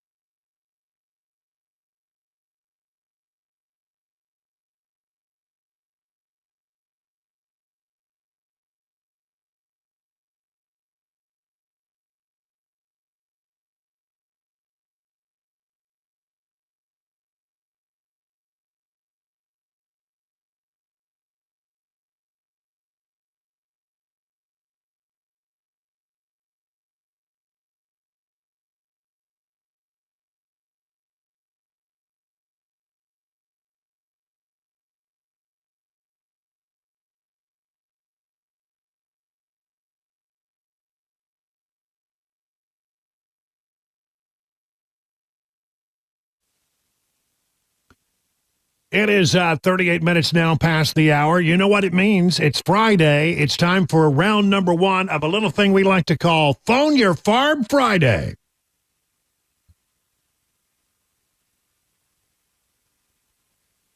That's right. What's on your mind? What do you got? What are you thinking about? What kind of things are agitating you right now? 615-737-9986, 615-737-WWTN. Maybe you got a bee in your bonnet. Maybe you got a burr in your saddle. Maybe you got, I don't know, a bug in a place where I hope you really never, maybe it's a cicada in a place it should not be. That's right. Just give us a call and step up on our 100,000-watt soapbox and express yourself within boundaries because it is a family show. We got a full board. But as soon as these calls get cleared, we'll have room for more. We'll start with Steve in Cookeville. Steve, good afternoon. You're on with Brian on the Drive. Hey, Brian, I think President Trump should tell that judge to go stribulate himself. That's stridulate, but okay. Yeah, okay. No, I get your meanings. Thanks for that, Steve. Appreciate it. Malika in Nashville. Malika, you're up with Brian on the Drive. Good afternoon. Hi, Brian. Happy Friday. Life is a blessing. And I just want to say about this, you were talking about media. It's ridiculous how they're, trying to censor everything on YouTube, trying to censor songs, trying to censor everything. Of course you're not going to believe everybody because it's because it's ridiculous. They're making us, how do you say it? They're making us to stop, to be careful what we say. It's ridiculous. We should say what we want, in boundaries, but we can't just keep everything quiet because it's what the media wants. That's why I only listen to WTN. If I don't listen to the news until you guys come on. Well, that's very kind of you. I want to make sure everybody understands. I bring a point of view. I do, but at least I'm upfront and honest about it. I try to report things that are going on that I think you're not going to hear in other places, but I do come with a point of view. But where the danger is are those people who come with a point of view but don't tell you it's a point of view, right? I think that's where the danger lies. Bill in Manchester, you're up with Brian on the Drive. Hello, Bill. You're on with Brian. What's on your mind? Hey, Brian. I'd like to run a campaign idea past you and see what you think of it. In the mornings when he comes out and gives his press conference at the courthouse there, he should say something like, I'd like to thank the court of New York City so very much. Every time they lean on my rights, my poll numbers go up. So thanks to them, I might even win New York. Wonder how that would fly. Listen, I think it's a good point, though. Honestly, I don't know if he's going to say that or not. But, I mean, he has said something sort of similar to that. He said, they're going to indict me all the way to the White House. And it's true that every time they come after this guy and they try to hit him hard with something, it backfires on them. Democrats tend to overplay their hand. They really do. They have a history of doing that kind of stuff.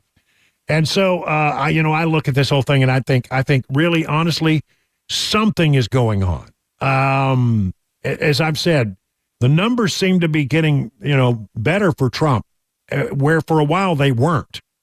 And I don't know what it is, but I have a feeling that it may have something to do with the what's happening on campuses and this trial, for sure.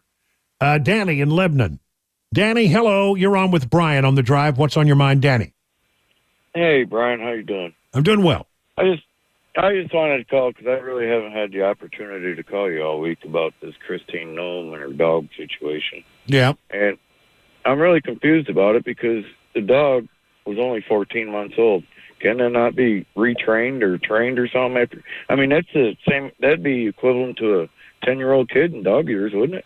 Yeah. Well, I'll tell you the thing about that dog. It didn't get reported in the first round of stuff. And when she did an interview with the Hannity, she added some more details to it. We talked about this yesterday. You may have missed it.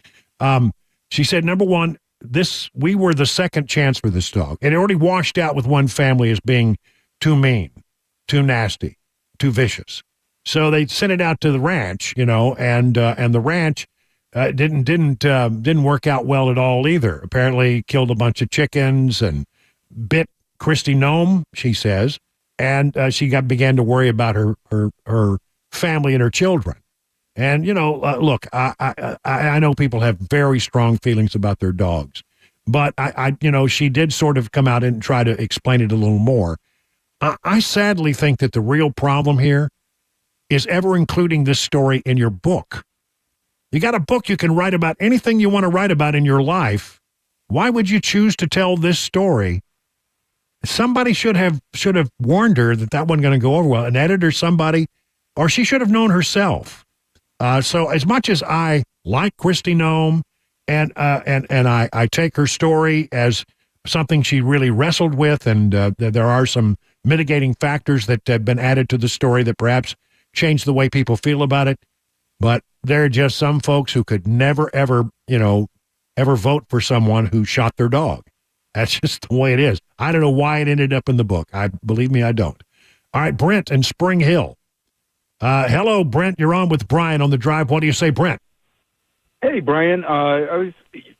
You were talking in the transition about Trump's polls numbers going up and stuff, and had me thinking maybe, even though I'm a big Trump supporter, maybe having him a little bit tied up in gags and not going on kind of the insult thing that he likes to do, which is funny to me, but suburban women do not like that. Maybe that is actually helping him. Well, maybe it is, except that he takes advantage of the camera outside the courtroom every time he goes in and every time he goes out. So you're seeing him about as much as you would otherwise. It's just in a different setting. And I don't know. I think it's the campus thing more than anything. I think people blame what's happening on the campuses on the Biden administration, and they have a distaste in their mouth because the Biden administration would not come out and strongly condemn it until they realize it may have been hurting them in the polls. I really think that's what it is, but I think that, again, the trial helps him more than it hurts him. I really am beginning to believe that people who look at that trial feel like it's perhaps not the fairest of judicial proceedings. And I think people in America don't like things that are unfair. Jimmy, same topic. You're up with Brian on the Drive. What do you say, Jimmy? Well, hello there, Brian. Hey, Jimmy. What I wanted to ask you a question was, okay. I thought everybody down there at the station, and even y'all's national news station, what is that, ABC? Yep. They refer to the Trump trial as the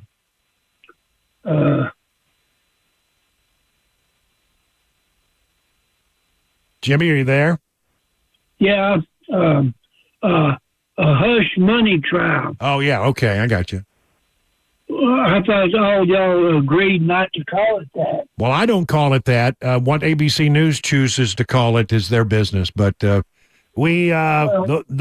fact that we put ABC News on doesn't mean we endorse everything they report and the way they report it. I hope you understand that. It was a corporate decision. It's more like a disclosure contract. All right. Thank you, Jimmy. I appreciate the advice. Terry in Murfreesboro. Hello, Terry. What's up with you? By the way, got a couple of phone lines open, 615-737-9986. Terry, you're up. What's on your mind? Hey, why, Brian, you can school me.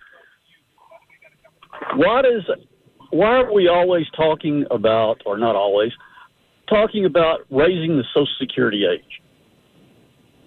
I don't know. I don't like that idea. Well, so we can send billions, hundreds of billions.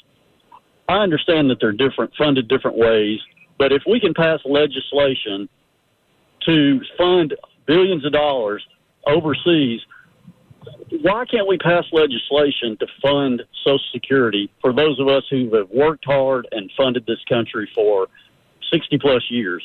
Yeah, what I don't understand about that is, okay, there's been it's sort of a social contract.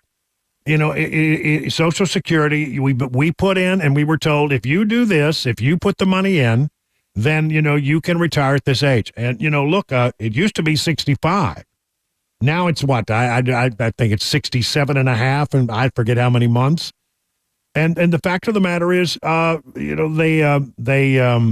they keep changing it, and I don't think that's fair. Honor what you said you were going to do. And if you say you're going to do it, do it. Now, I hope that most people don't look at Social Security as their only source of income, because quite frankly, I don't think that you can get by these days strictly on Social Security if you have any kind of lifestyle at all. So, I hope you're not putting all your eggs in the Social Security basket. I do believe that it's become impossible now for them to do away with Social Security or cut back on Social Security, but we are in an unsustainable way of running our government. And something's going to have to give. And so I think there is a temptation to say, let's raise this age of retirement because, people are living longer, et cetera. There's no doubt about that. But I think you ought to honor the contract and not mess with that for sure. Okay, let's end up with Ricky in Watertown. Ricky, what's up with you, buddy? What's on your mind? I was listening to you yesterday when we was talking about the cicadas. Yep. I live on West Main Street, have a house property up here. I heard some. Didn't see any, but I could hear them. Yeah. And I will give you a heads up. I remember when I was 14 or 15-year-old, I turned 65 this year, there was a bunch of them come out. And I'll give you a warning about mowing the yard. They pick mates, not with the eyes, but with the ears. And the lawnmower, especially if the muffler's burnt out, makes a lot of noise. They will try to get intimate with your lawnmower. They will cover you up. I thank you for the warning. I will put on my cicada guard gear when I go out to mow the yard this weekend. By the way, I did see some cicadas in Watertown in my own yard, a few of them, but I think there are more to come. 50 minutes, I call it 51 minutes past the hour now, 4 o'clock. The guaranteed offer is the easiest way to sell your home. It's really simple. We bring you an all-cash offer. You close in as little as 21 days. No home inspections, no lock boxes, no open houses. Go to markspain.com to get a guaranteed offer and start packing.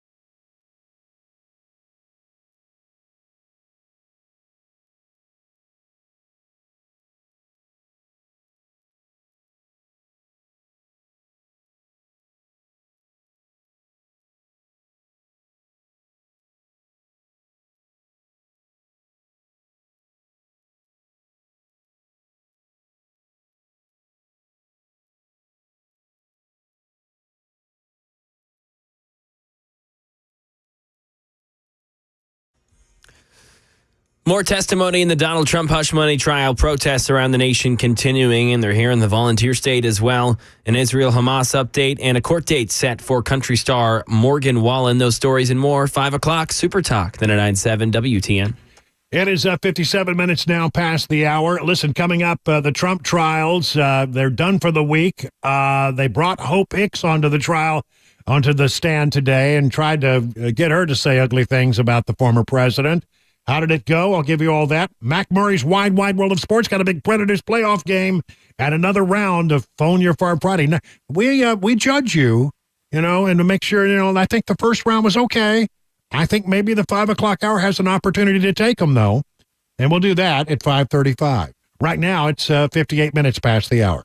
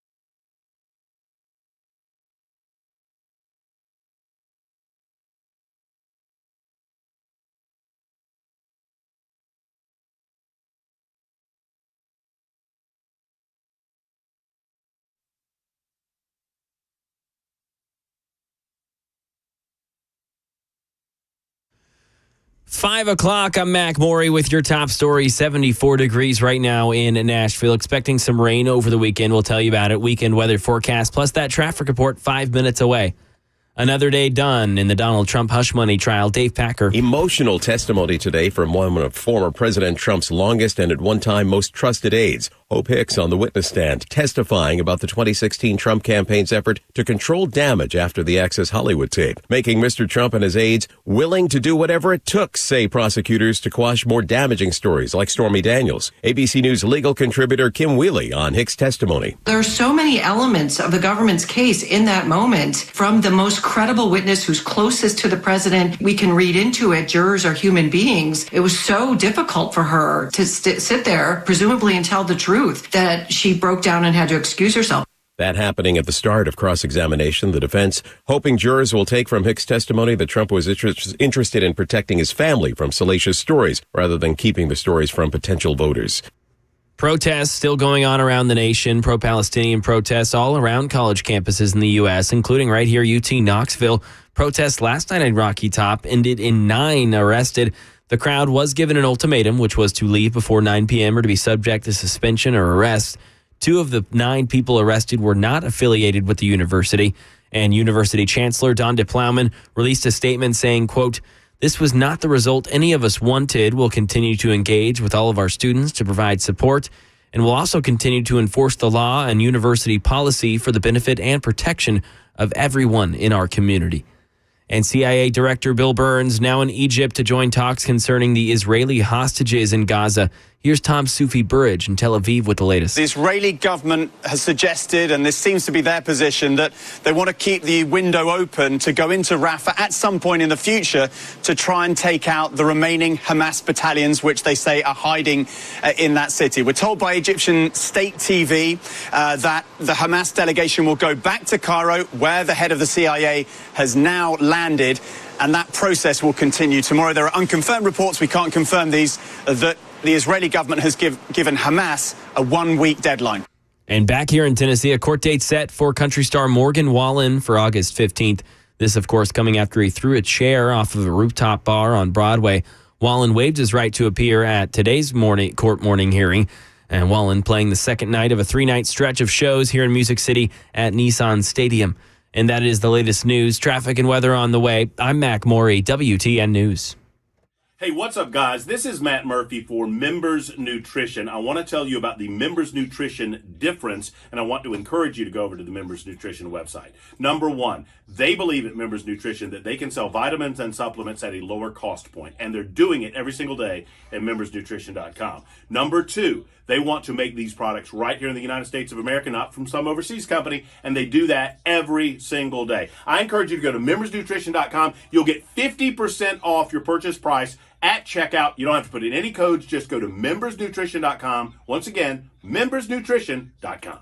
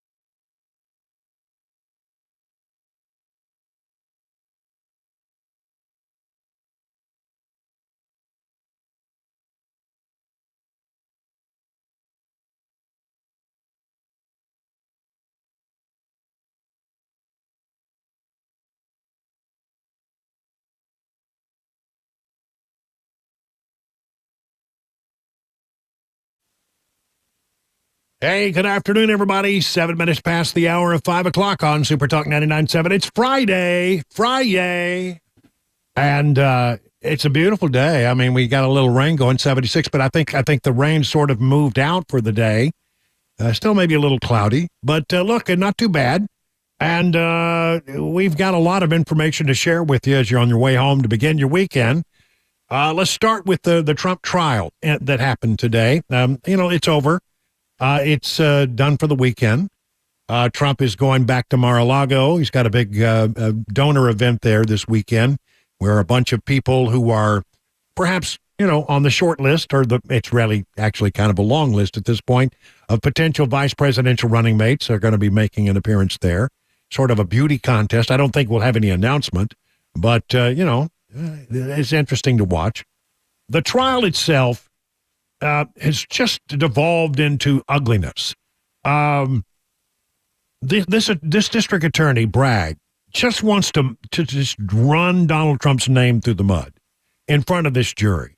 I mean, today, for example, we were talking about that old Hollywood access thing. That is so in the past. But they're driving everything they can, and they brought it up while Hope Hicks was on the stand. Hope Hicks was a confidant of Trump's, somebody who worked for the Trump organization, sort of continued to work for the campaign, ended up being kind of the campaign spokesperson. They had a very warm and strong relationship at one point, it seems. And so she testified, but I don't think she laid a glove on the guy. She made it very clear to the jury that she wasn't there because she wanted to be there, that she had been subpoenaed, had no choice but to be there. And when Donald Trump left court at the end of the day, he stopped by the cameras, as he often does, and it seemed as if he was feeling bad for Hope Hicks, having put in that position. I'll play his comments. They run about 2 minutes and 30 seconds.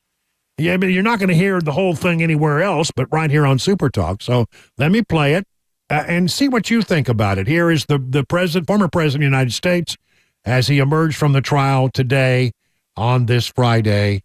Here we go. So I'm not allowed to comment on any of that. As you know, I'm under a gag order, which is very unprecedented. But I will say this, that the government, DOJ, et cetera, and in particular, lately, this office of DA, which is letting violent crime run rampant all over our city.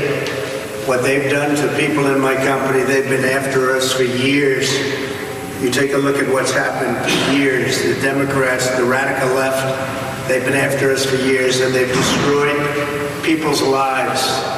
They've gone out and hired lawyers. They've been with lawyers for years. They've sucked dry. And it's a shame. It's a shame what they've done to this country. And it's a shame what they've done to a lot of great people that have been absolutely ruined and destroyed, not only here, all over. These are vicious, radical left lunatics. The DA here is Soros back. They shouldn't be wasting time on this. Look what they do to so many people. They're all lawyered up. That's all they do, lawyer up. In the meantime, you can't do anything in the country. The country's going to hell.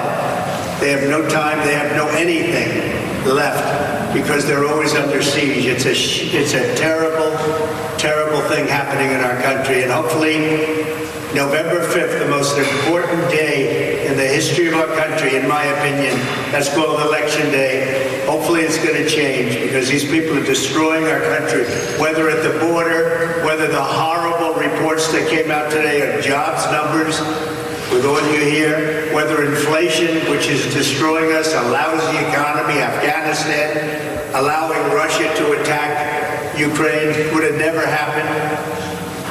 Then you take October 7th in Israel, that would have never happened. All of these things happening, and all they do is they go after people. They destroy people, and it's a shame. So I just want to wish everybody a very good weekend. I was very interested in what took place today, but I just have to say, we have a country to build. We have to rebuild it. Our country has gone to hell. We're a nation in decline, and we cannot let that happen to the USA. Thank you very much. And that was the president's comments as he left court today. I don't think that they've been able to lay a glove on the guy from a legal standpoint. And you know who else agrees with that? Even the legal analyst over at godforsaken CNN believe that the case has not been made against Donald Trump thus far. I think on that point, I've seen precious little evidence presented yet that Trump wasn't floating above. I mean, I've seen very little evidence of Trump's direct involvement in getting this accomplished. So, correct me if I'm wrong. No, you're right. A lot of that's going to come from Michael Cohen, but also there was a few tidbits in David Pecker's testimony, right? That there were direct communications, but it's a great point, David. There hasn't not been much evidence yet directly of Donald Trump's involvement and knowledge. Well, how about that? I don't know that they're making the case, but the question is, of course, how the judge explains it to the jury. And we know this judge has got it in for Trump. There's no doubt about that. And then it really has to do about the jury pool. Will they find one person out there who they're not looking to win this case? They're just looking for a hung jury. Is probably the best you're going to ever hope for with a Manhattan jury. But there we have it. Again, that continues to be. And I think Americans look at this and the way the judge is treating him and the gag order and all that. I think they begin to have come to the conclusion that the process is not fair. I think it's part of the reason why we see these numbers starting to open up between Trump and Biden in favor of Trump and away from Biden. I do. I think that it has something to do with it. I think it's also the protest. People don't like that. Some other stories that are related to other cases pending against this president. How about this case involving the documents? The ones that were found at Mar-a-Lago.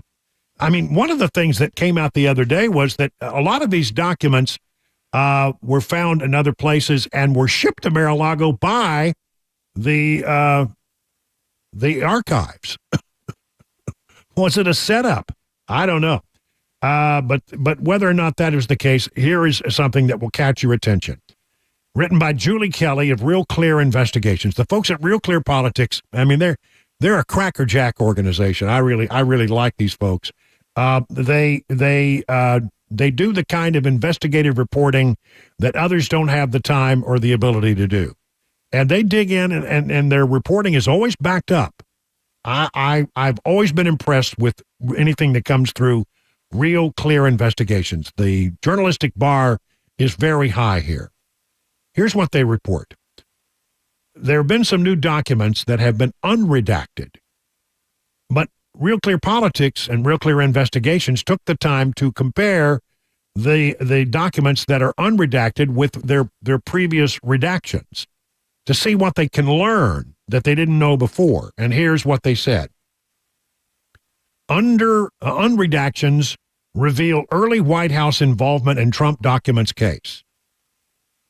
Top Biden administration officials worked with the National Archives to develop a special counsel Jack Smith's case against Donald Trump involving the former president's alleged mishandling of classified material, according to recently unsealed court documents in the case pending in southern Florida. More than 300 pages of newly unredacted exhibits containing emails and other correspondence related to the early stages of the hunt for presidential papers challenge public statements made by Joe Biden about what he knew and when he knew it regarding the case against his political rival. The new disclosures indicate the Department of Justice was in touch with the National Archives and Records Administration, NARA, during much of 2021, undermining the DOJ's claim that it became involved in the matter only after the archives sent it a criminal referral on February 9th of 2022. Based on the finding of records with classified markings in 15 boxes of materials Trump gave to the archives a month before. The court exhibits, which were compiled by Trump's defense lawyers and kept under seal until last week, also show that Deputy White House counsel Jonathan Sue, I'm going to say that again, Deputy White House counsel Jonathan Sue regularly communicated with the archives officials.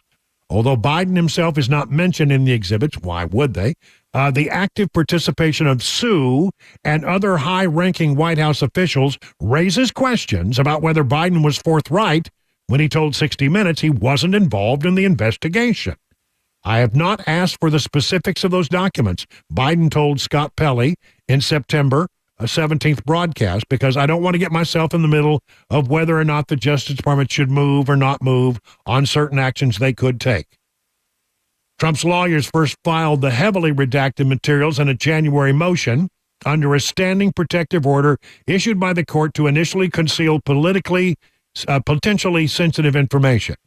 His team then asked the U.S. District Court Judge Eileen Cannon, who is presiding over the matter in southern Florida, to remove many of those redactions so that the public could see what this was all about.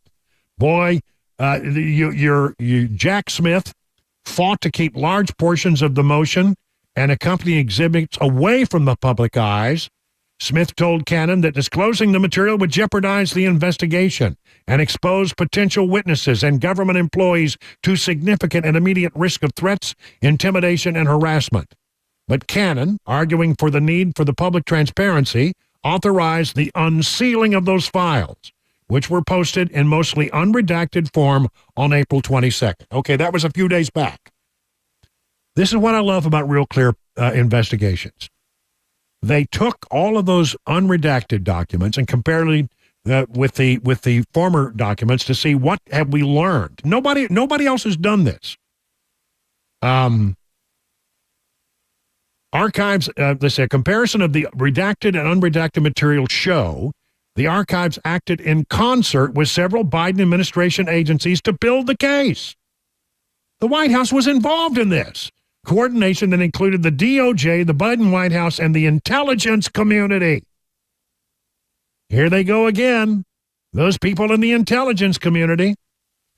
The Trump case prompted revelations that both Biden and former Vice President Mike Pence had also retained classified documents in Biden's case for decades, stretching back to his time in the Senate. But while the archives outreach to Biden and Pence consisted of requests, the agency took more assertive stance against Trump.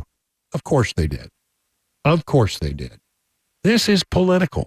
And Real Clear Investigations finally has the goods there. You should read that article in Real Clear Investigations. RealClearInvestigations.com. I think you'll find it very interesting. We also have the link at URFARB.com.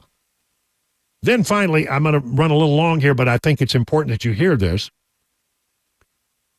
Matt Gaetz has posted a video of a former prosecutor who investigated former President Trump pleading the Fifth under questioning about his actions. This was a closed section of the Select Subcommittee on the Weaponization of the Federal Government in May of 23. It's about a year ago, according to a congressional source. Mark Pomerantz, a former special assistant to New York County District Attorney, can be seen in the video declining to answer several questions. I could read these, but why don't we just listen to the tape itself? Here is Mark Pomerantz, a special assistant to the New York District Attorney, pleading the Fifth when asked some very direct and pointed questions. Under the advice of counsel, I'm not going to answer that question, sir. Privilege against self-incrimination. And did you knowingly break any laws when investigating President Trump? Objection. Same response. Did you break any laws when you worked at the Manhattan District Attorney's Office? Objection. Same response. Ms. Pomerantz, did you violate any person's constitutional rights when you worked on the Trump investigation? Objection. I have the same response to your question. Mr. Pomerantz, did you violate any person's constitutional rights while you worked at the Manhattan DA's office? Objection. Same answer. Did you misuse any federal funds while investigating President Trump? Same response. Did you misuse any federal funds while you were working in the Manhattan District Attorney's Office? Same response. And did you violate any New York State bar rules while you were investigating President Trump? Objection. Same response. Did you violate any New York State bar rules while you were working in the Manhattan District Attorney's Office? Objection. Same response. And did you violate any canons of legal ethics when you were investigating President Trump? Objection. Same response. Did you ever violate any canons of legal ethics while you worked at the Manhattan District Attorney's Office? Objection. The same response. That's a lot of pleading the Fifth, that for sure. 22 minutes now past the hour of 5 o'clock.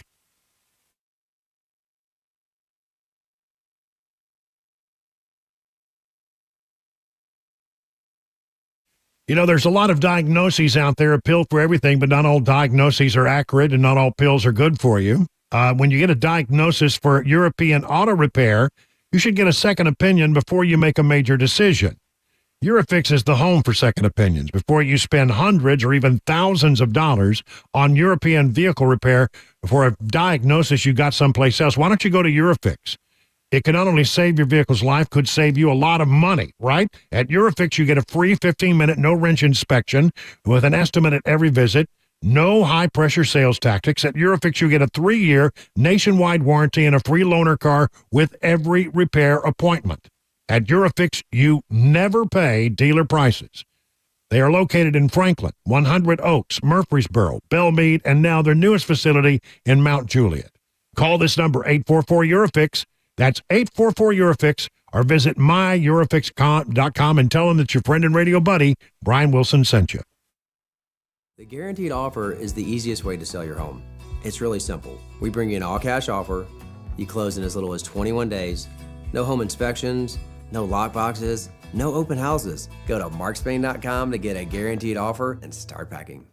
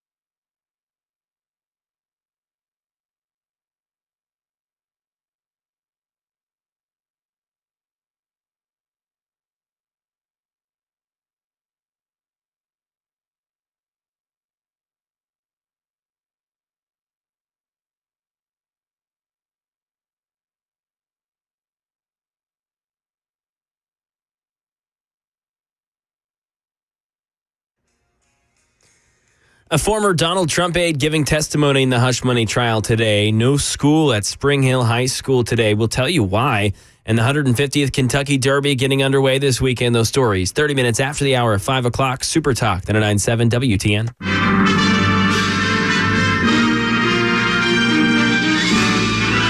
Spanning the globe to bring you the constant variety of sport, the thrill of victory, and the agony of defeat. Yeah, it's Mac Maury. He's going to do the sports. We're gonna cut this short because I don't want to rob you of your time. I want to be able to talk about the Predators, and we need to play the Catfish song. You're right, and we've got the Catfish song. We've already got a little bit short on time, so you're right. Let's get to it. Okay, Game 6, Predators. Tonight, they're down 3-2. This is an elimination game. Season on the line yet again. We saw them, I believe it was Tuesday. It was Monday night. It was Tuesday night that we saw the Preds take on the Canucks in Game 5 in Vancouver. They were able to keep their hopes alive, keep their season alive. We'll see them do it again tonight. Again, they're winless in these 2 games at Bridgestone so far in the playoffs, yet to win here at home. Exactly. Yeah, and this is must win. Must win. Yep. This is the season right now, and it's going to be a ruckus crowd. Everyone's going to be there. We still don't know who's going to be in goal tonight for the Canucks. They lost their starting goalie, then they had their backup, then they had their third-string goalie come in these past 2 games. They were able to go 1-1 with their third-string goalie. We don't know who's going to be in goal tonight for the Canucks. It could be Demko, their starter. It could be DeSmith, their second string, or it could be Salovs, their third string. So that's a huge thing. And most importantly, before we get to the Catfish song, give in to the pressure. Know that tonight's different. It's not a normal game. Absolutely, yeah. Don't. Some people try. It's just another game. We know how to play hockey. No. Yeah, tonight's not another game. This is the biggest hockey game you've ever had in your career. Own it. If you don't win this, you go home. Exactly. That's right. Leave it all out on the ice. Wouldn't 100%. it be something if they came back down 3-1, maybe, and won this series? Come on. I mean, see, it all has to do with how they throw down the catfish, my friend. Sir. So let's throw that catfish down as we head into this game.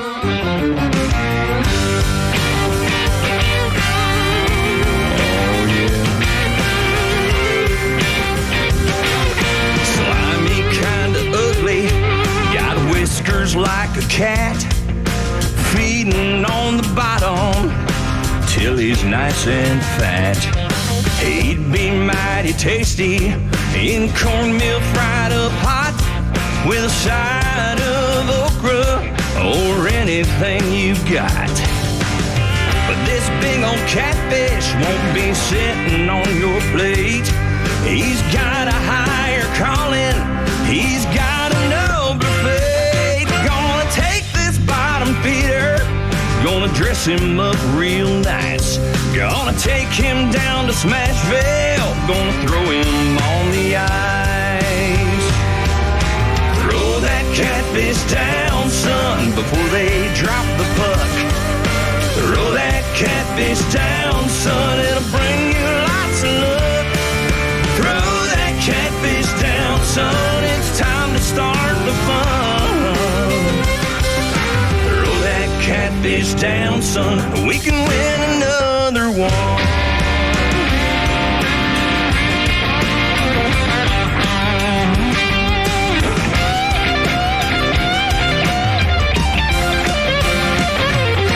Throw that catfish down, son, before they drop the puck. Throw that catfish down, son, it'll bring you lots of luck. Throw that catfish down, son.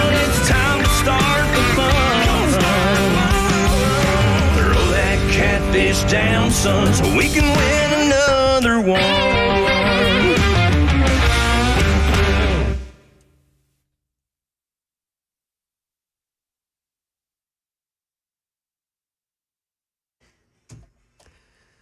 5:30, I'm Mac Maury with your top stories. Man, that got me going. 75 degrees in Music City tonight. Latest traffic report, weather forecast coming up 5 minutes. An emotional Hope Hicks took the stand in the alleged hush money trial against Donald Trump today. The one-time communications advisor during Mr. Trump's presidency recalled a conversation she had with her former boss in 2018 about the $130,000 payment to Stormy Daniels. Olivia Rubin is outside the courthouse in Manhattan with details. She was very specific with what she was saying, and she gave prosecutors a few wins with that. She spoke about Donald Trump wanting to call David Pecker when instances of the stories would come out. She spoke about her conversation with Donald Trump and Michael Cohen. They repeatedly tried to deny these allegations, and it gave the jury that inside look. And back here in Middle Tennessee, campus chaos in Spring Hill this morning. Spring Hill High School classes were canceled today. The Maury County Sheriff's Office investigating after the district says they canceled classes due to vandalism that happened overnight. School officials have since said it wasn't as bad as initially reported and expect all students to be back in class on Monday. No one was injured in that incident. And last-minute preparations are underway at Churchill Downs ahead of tomorrow's 150th Kentucky Derby. Michelle Franzen. The hats are ready and the mint juleps, too, for the 150th Kentucky Derby in Louisville. Horse lovers and those ready to place their bets descending on Churchill Downs Saturday for the short race that kicks off the first leg in the Triple Crown. Out of the 20 colts in the lineup for the Run for the Roses, Fierceness and Sierra Leone are the early favorites. Storms, though, could be a factor for track conditions, rain and wind expected ahead of the race. And race time set for 6:57 p.m. Eastern time tomorrow. That's 5:57 Middle Tennessee time. That is the latest news, weather, traffic on the way. I'm Mac Morey, WTN News. The Guaranteed Offer is the easiest way to sell your home. It's really simple. We bring you an all-cash offer. You close in as little as 21 days. No home inspections, no lockboxes, no open houses. Go to markspain.com to get a guaranteed offer and start packing.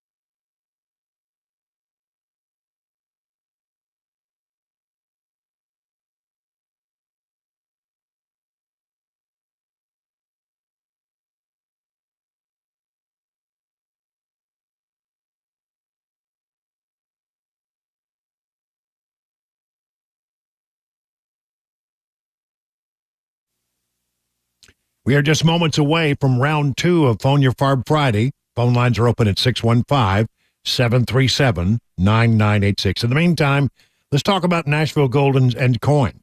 Folks, the chairman of the Federal Reserve has put it on the line, said we're on an unsustainable fiscal path. And you know that the government is not going to pay off the $34 trillion debt anytime soon. They'll just print money to pay the interest on the debt and thus weaken the dollar. Maybe you should say with gold or other precious metals. And you've thought about that and you say, well, I'd like to, but I don't really have the knowledge I need to make a smart decision. Well, that's the way I felt. I got the professional guidance I needed at Nashville Gold and Coin. The way this works is you set up an appointment and then you sit down one-on-one with my friends at Nashville Gold and Coin. They'll answer all your questions and help you make the precious metals investment that is right for you. It's friendly. You'll learn a lot. You'll never be subjected to a high-pressure sales pitch. You see, gold and silver can be a safe haven in uncertain economic times. And my friends at Nashville Gold and Coin are standing by to answer all your questions about the precious metals market. And if you have some old coins laying around, you might want to bring them along. You might be surprised just how much they're worth. To set up that appointment, that one-on-one appointment, just go to NashvilleGoldandCoin.com. That's NashvilleGoldandCoin.com. The Guaranteed Offer is the easiest way to sell your home. It's really simple. We bring you an all-cash offer. You close in as little as 21 days. No home inspections, no lockboxes, no open houses. Go to markspain.com to get a guaranteed offer and start packing.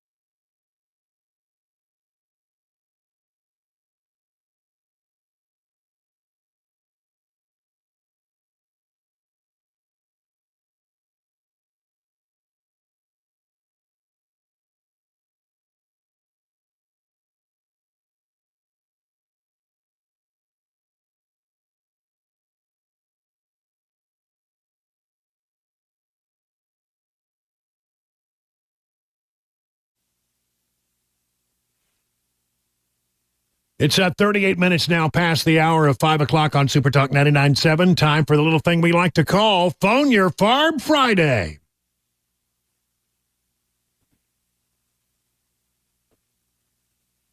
Yes, phone lines are now open at 615-737-9986. That's 615-737-WWTN.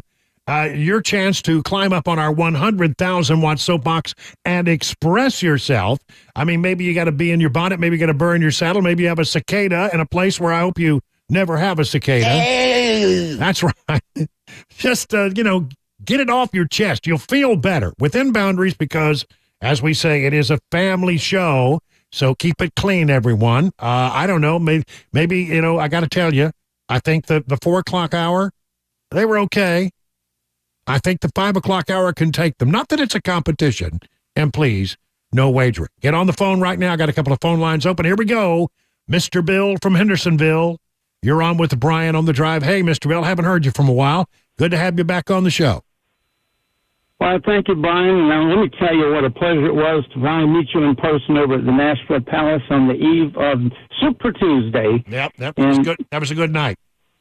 Yes, it was. And now you can take pleasure in the fact that you had told us over and over and over, and you can say, I told you so, I told you so, I told you so, because it was shortly after that Michelle Obama let it be known she was never, ever going to be the Democrat candidate for president. So take pride in that.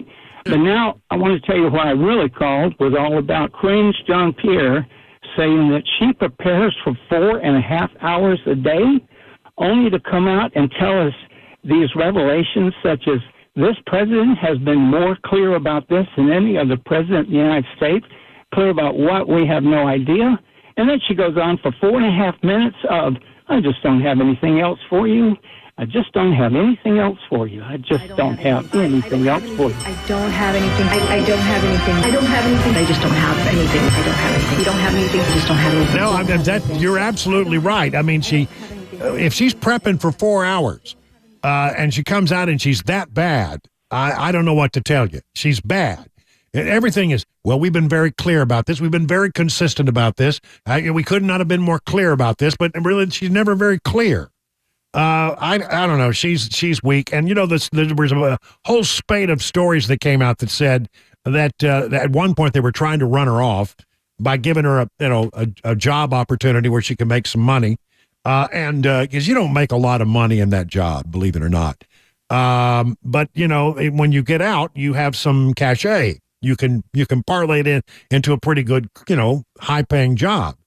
She thinks that she's great at this. She thinks she's fabulous at this. And so I don't think she's going anywhere for a while. But you're right. She's of all the press secretaries I've ever seen, she's by far the least competent. Mike in South Pittsburgh. Hello, Mike. You're on with Brian on the drive. What do you say, Mike? How you doing, Brian? Enjoying Good. your show as always. Thank you. Hey, does November the 5th, 2024 ring a bell other than Election Day to you? No. Is there another important date there?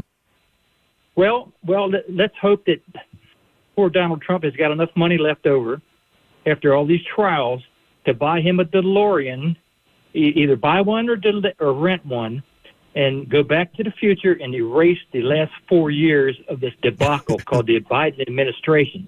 Is that the date from the movie? Yes. I didn't know that. There's a nice little factoid. Thanks for that, Mike. Appreciate it. We got some phone lines open, 615-737-9986. What's on your mind, everybody? Let's get it going. How about Steve in Franklin? Steve, hello. You're on with Brian on the drive. Hey, Brian. Love your show. Thank you. All this so-called garbage that Biden and his crew is pushing through, thinking they're not going to win in November.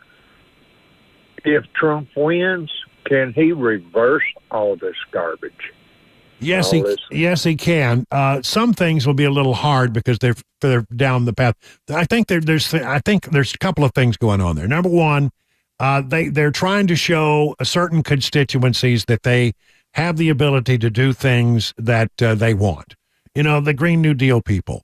I felt like, well, you've done some things, but you haven't done everything we wanted. So they're trying to push a lot of that stuff through the pipeline just to show the new Green New Deal people that they're going to be doing that.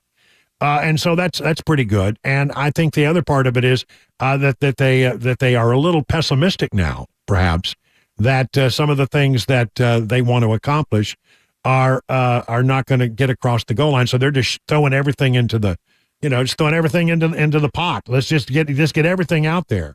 Which, some of these things are not particularly going to go over in some quarters very well. I mean, like they got some energy policies that are not going to go over very well in Pennsylvania, but they're still pushing them hard. I mean, you got to understand they're looking strictly at right now. The focus is on Wisconsin, Pennsylvania, and Michigan.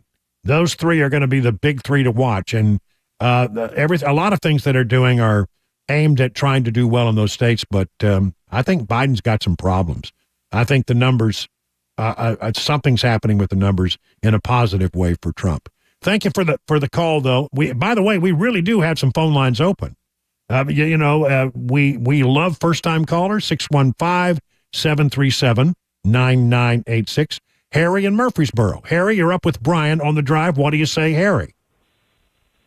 Oh, it's Jerry. I'm sorry, Jerry. Last time. Well, I'm sorry. Sometimes it's hard to hear on the phone and get everything right. But Jerry, go ahead. So I was wondering if you can possibly do like a segment with just these dumb communist liberals that call in, because I would love to know what goes through their mind. How on earth there is even remotely 46, 48% that still would want to vote for this buffoon? About 20% of them are all in on the cheese. They're making money off of what he's doing to the rest of us. But I'm just curious what the other brain dead 20% or so think, because you can never debate them. They won't. They played the fifth.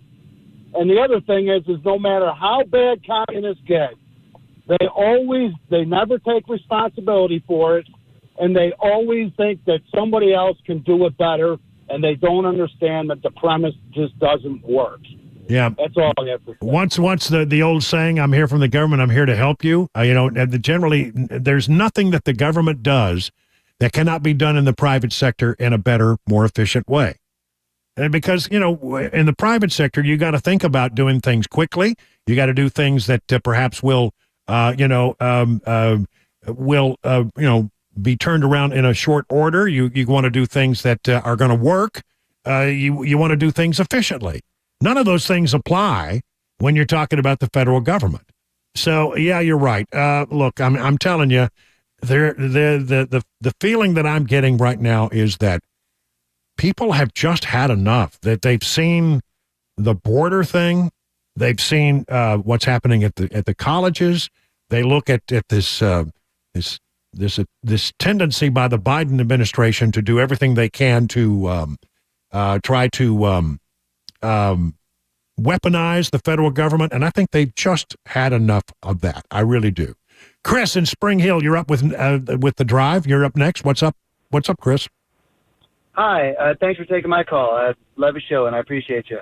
Well, thank you. I appreciate you. Mm-hmm. I just always hear a lot of people say on the radio even that, they think the American people are dumb. They think the American people are going to fall for it. Well, sadly, the reality is that, there's about half of America that is dumb enough to fall for it. And it's a little bit depressing. I'm a teacher, and I teach good principles, good founding principles, and real history. But, man, there's so many people out there that are just headline experts, and they are bamboozled, and they only listen to one side of the story. And it's just sad because America's going to go downhill if it continues this way. Thank you for that, Chris. And we'll end it with Bridget in Winchester. Bridget, hello. You're on with Brian on the drive. What do you say, Bridget? Hey, Brian. Good afternoon. I was just listening and thinking about how Trump's numbers keep going up with all the court stuff and the trials and everything.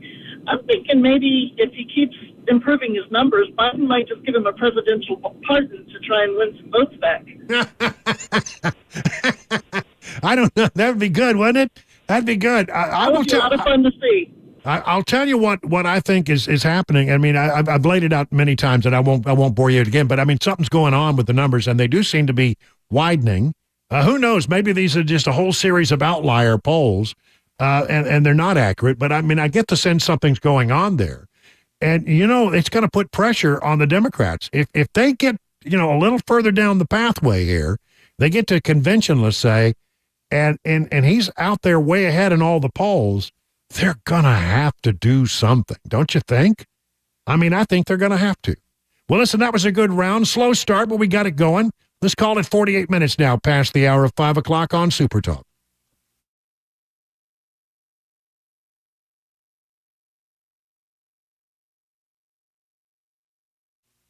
Folks, you just have a little bit more time to take advantage of the big Spring Cub Cadet Mower Sale over at DT McCall's.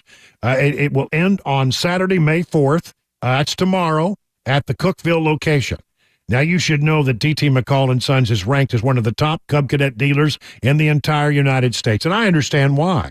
I'm telling you, I love my Cub Cadet zero-turn mower. I mean, it really gets the job done. It's fun. I really look forward to mowing the yard. I know it's weird, but that's just the way it is. I love it. You're going to love your Cub Cadet riding mower, and you can find Cub Cadet riding mowers that have 42, 50, 60, 72-inch decks for those large areas. And if you have a smaller lot, well, how about a Cub Cadet walk-behind mower? And when you purchase a Cub Cadet mower from DT McCall's, you'll be getting access to their in-house service department. Nearly impossible to find mower service like that anywhere else. With a large selection of Cub Cadet mowers, a free delivery, and an in-house service department, it's an easy choice. Again, today, well, it's getting kind of late for today, but tomorrow's the last day of the big Spring Cub Cadet Mower Sale at the Cookeville location of DT McCall's. Learn more by going to their website, dtmccalls.com. The guaranteed offer is the easiest way to sell your home. It's really simple. We bring you an all-cash offer. You close in as little as 21 days. No home inspections, no lockboxes, no open houses. Go to markspain.com to get a guaranteed offer and start packing.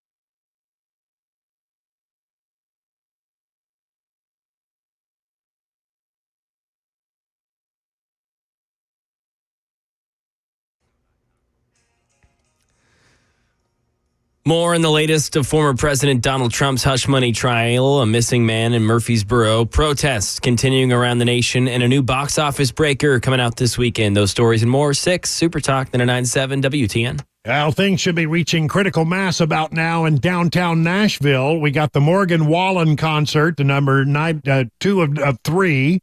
50,000 people going to Nissan. The good news is, of course, that the seats at Nissan are bolted down. No. And then you got what else? You got the playoff, the Predators game at 6, which they'll drop the puck here in just a few minutes. Woo! I know. One of my monitors might be tuned to the game.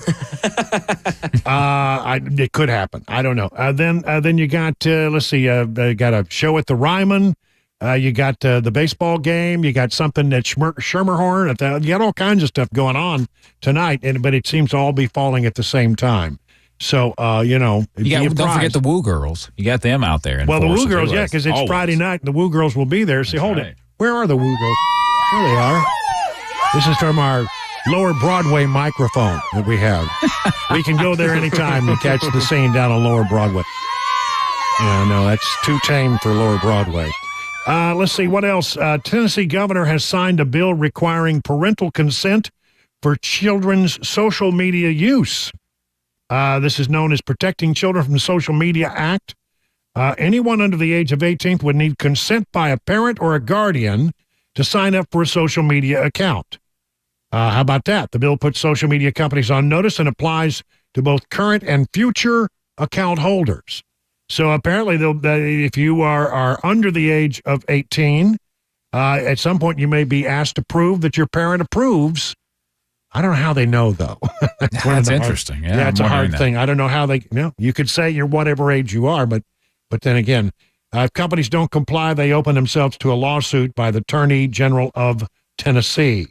So there you go. There, and we told you yesterday about this time that there was going to be a hearing to find out if Representative Justin Jones had enough signatures to be on the ballot. By a 3-1 vote of the Davidson County Election Commission, he will be on the ballot. They determined that he had 25 signatures on his application, and therefore he will be on the ballot. We got one more hour to get through before we can call it a weekend. A lot straight ahead, including NASA is very nervous about one country's attempt to go to the moon before they get there. And I'll tell you why they're nervous coming up in the next hour.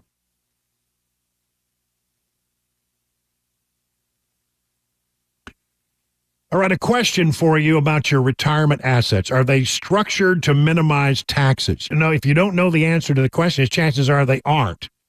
Hard to believe, but many hardworking Americans just like you could be overpaying on taxes in retirement. You may be taxed on your IRA, your 401k, and other tax-deferred retirement accounts. Now, Beacon Capital Management is here to give you peace of mind. With the threat of massive tax increases just around the corner, your nest egg could be in trouble unless you take advantage of defensive tax-saving strategies. Now, this is one of the things that Beacon Capital Management does so very well. Defend your hard-earned retirement savings by scheduling a free retirement tax reduction analysis today. No cost, no pressure, no obligation. If you save more than $250,000 for retirement, don't wait any longer. Get your free retirement tax reduction analysis at Beacon. Just go to askbeaconnow.com. Hey, it's Dan Mandis, and I am so glad that California Closets has fixed my closet catastrophe. After exact measuring and planning, they came over and got to work. Yeah, once it was all plotted out on their 3D CAD system, the pieces are measured, cut, and precisely installed into my space. It was clean, fast, and professional, and above all, my new closets look and function great. Now, this was my dormer, and now this is my new dormer thanks to California Closets. Look at all of this added space for shirts and shoes, you name it, and it is cut so precisely, simply amazing. And my old closet that has now been reborn as the ultimate in style and functionability, making the best use of the space that I had. They can work on just about anything: bedrooms, garages, home offices, closets, pantries, and so much more. find them online, CaliforniaClosets.com, and see what they can do for you. You can schedule a free design consultation. Mention my name, CaliforniaClosets.com.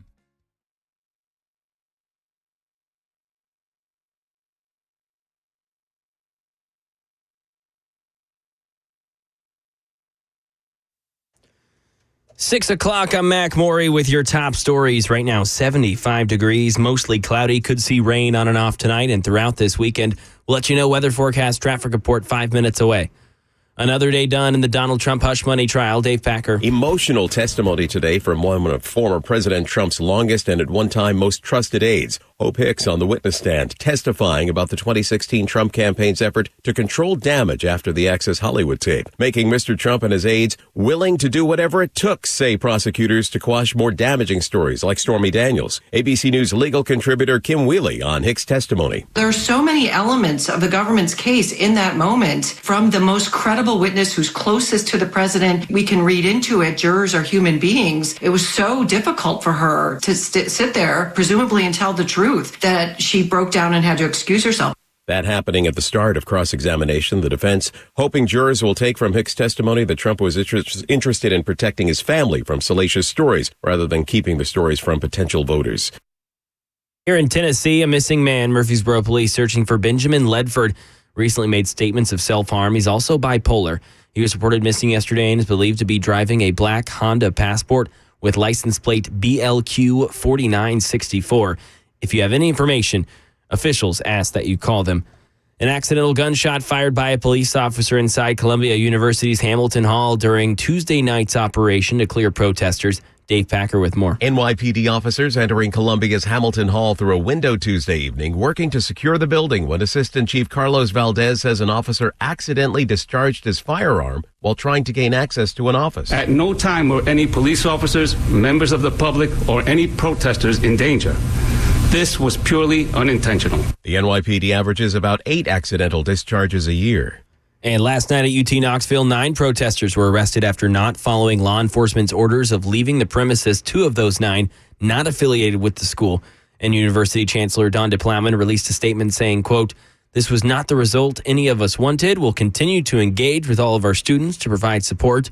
And we'll also continue to enforce the law and university policy for the benefit and protection of everyone in our community." Now over to some entertainment news. Last year, Ryan Gosling topped the box office with Barbie. Can his latest movie do it again? Here's more. One movie expected to fall to the top of the box office this weekend. I'm just a stunt guy. The Fall Guy, based on the 1980s Lee Majors TV series, hits theaters. Starring Ryan Gosling as a stuntman tasked with saving the star of his latest movie. And at the film's Los Angeles premiere this week, he said it's great to shine the light on the men and women who fake the fall. Stunt people are the unsung heroes. They risk more than anyone on a film set. They literally take the hits for us. I mean, Ben got set on fire 8 times for me in this film.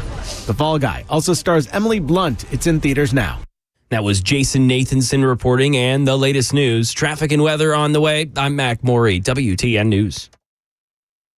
Hey, what's up, guys? This is Matt Murphy for Members Nutrition. I want to tell you about the Members Nutrition difference, and I want to encourage you to go over to the Members Nutrition website. Number one, they believe at Members Nutrition that they can sell vitamins and supplements at a lower cost point, and they're doing it every single day at membersnutrition.com. Number two, they want to make these products right here in the United States of America, not from some overseas company, and they do that every single day. I encourage you to go to membersnutrition.com. You'll get 50% off your purchase price at checkout. You don't have to put in any codes. Just go to membersnutrition.com. Once again, membersnutrition.com.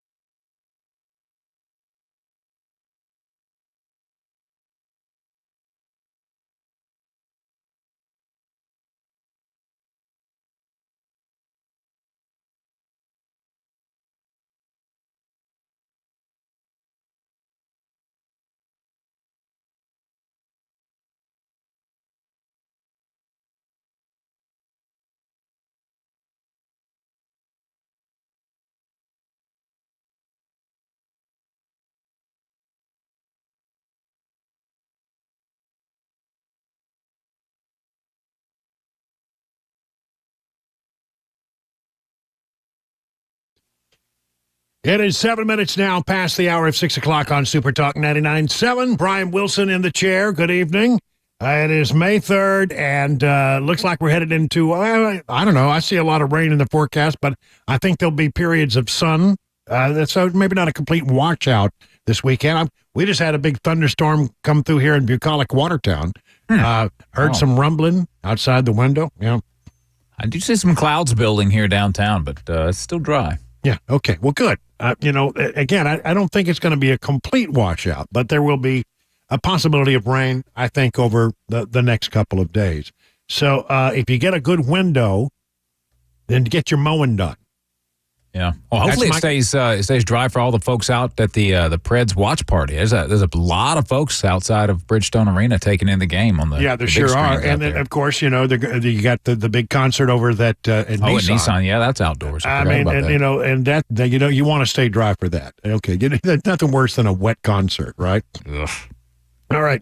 Protests. They've been breaking up these protests. There have been about 2,000 arrests so far nationwide. And you know what they're finding in a lot of the places? That it's roughly about 50% students, and it's roughly 50% students and about 50% outside agitators. That's right. And when they went down the NYU and broke that one up and then started cleaning up the mess, they found a lot of handouts that were very troubling to them. Handouts include phrases such as "Death to America" and "Long live the Intifada." Police officers involved in, this is according to Fox News, in clearing out protesters at New York City College were sharing signs recovered from the scene bearing terrorist slogans. New York City Police Department officers broke up the illegal encampment at New York University on Friday, with cleaning crews called in to remove tents and sweep away the belongings of the protesters. New York Police Department Deputy Commissioner of Operation Kaz Daughtry shared various photos of inflammatory literature and signage found at the protest. Now, the NYPD, they say, proudly protects everyone's right to free speech and peaceful protest before sharing the signage. One piece of literature found on the site explicitly called for "Death to America" and "Death to Israeli real estate." NYPD Chief John Chell spoke to reporters Friday, confirmed that the NYPD had two operations at the request of school presidents, one at New York University, the other at the new school in New York. He confirmed the officers arrested 56 people with no incidents. And they said in some of those cases, a lot of them were students. But "you will not find a truce from us," one sign recovered in the protest area said. "Enough with de-escalation trainings. Where are the escalation trainings?" added another. I mean, how hateful. How horrible that our young people's minds have been poisoned by these agitators. Well, there you have that. Young Democrats are now warning the Biden administration that he must change course quickly. Young Democrat voters are sounding the alarm and warning President Biden that his re-election bid could be in jeopardy if he doesn't change course on the issues that matter most to them, including the war in Gaza. While they have soured on Biden on a range of issues from cost of living to climate issues, the rash of protest at college campuses around the country has been the latest point of contention for the president, this according to thehill.com. He will lose the election if he decides to roll the dice and assumes that Gaza isn't at the top of minds right now, said Elise Joshi, the executive director of Gen Z for Change, which was once run under the name TikTok for Biden. Joshi added that the last 6 months have seen an increasing pace of concern about the president. The crisis in Gaza has been a tipping point for many young voters, and some polls have shown support dissolving for Biden. Last month, a Harvard youth poll showed Biden support from voters aged 18 to 29 had slipped from about 60% in 2020 down to 45%.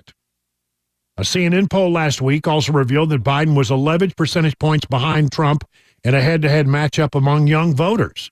Wow, that would be something, right? Some say Biden is addressing some of the issues that matter most to young voters.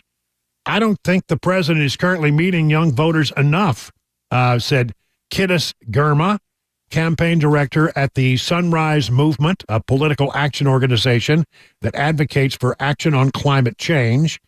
we're paying attention. On the issue of Gaza, he said it will come down to the Biden's approach in the coming months. It's critical that President Biden recognize the voices of young people calling for peace in Gaza.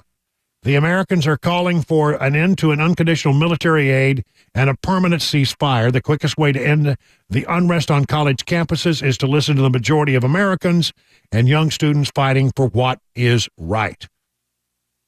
Interesting enough, Bernie Sanders, I hardly ever play sound bites from Bernie Sanders, but I thought you might find this interesting.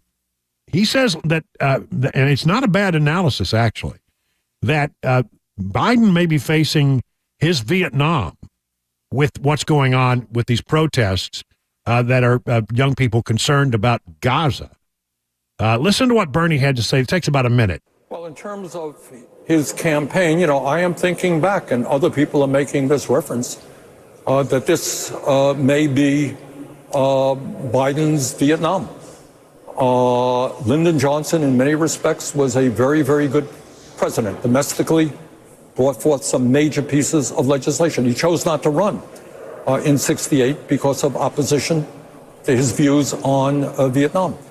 And I worry very much that President Biden is putting himself in a position where he has alienated not just young people, but a lot of the Democratic base in terms of his views on Israel and this war.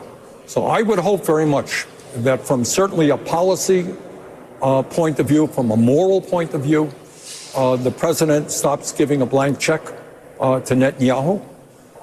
And I would hope that they understand that from a political point of view, this has not been helpful. Quite the contrary. It's a very interesting comparison to 1968 when LBJ was in office and the protests against the Johnson policies in the Vietnam War were not going over. And he made a decision that, very early on, I think it was actually about March or April of that year, if memory serves me correctly, I think I'm right. He made a decision that, well, you know what, I'm not going to seek the nomination. If nominated, I will not run. If elected, I will not serve, were the words that came out of his mouth at the time. And he didn't. And, of course, the whole thing devolved for Democrats that year. But one way or the other, I think it's a very interesting comparison. I also fear that the 1968 Democrat convention may be a precursor, be a good case to study before we get to the convention this year. I think this convention, this Democrat convention, and probably the Republican as well, but I think more the Democrat, all of these people who have been against the Biden policy with regard to Gaza are going to show up at the same time at the same place at this convention. They will. And I have a feeling it's going to be really, really ugly. We'll see how it all plays out. But interesting analysis by, of all people, Bernie Sanders. I think it tells you why they decided, they were so hesitant to come out, the White House was, to make a statement condemning the violence on school campuses. Now, I think they had to weigh it. I think it was a difficult path to walk for them if you're looking at their situation, because if you go too far in support of Israel, you irritate these protesters. If you go too far in protecting them and not saying anything about it, you irritate a whole nother bunch of Democrat voters, and that is people of the Jewish faith that traditionally voted more toward Democrats than they do for Republicans, and so you run the risk of irritating them.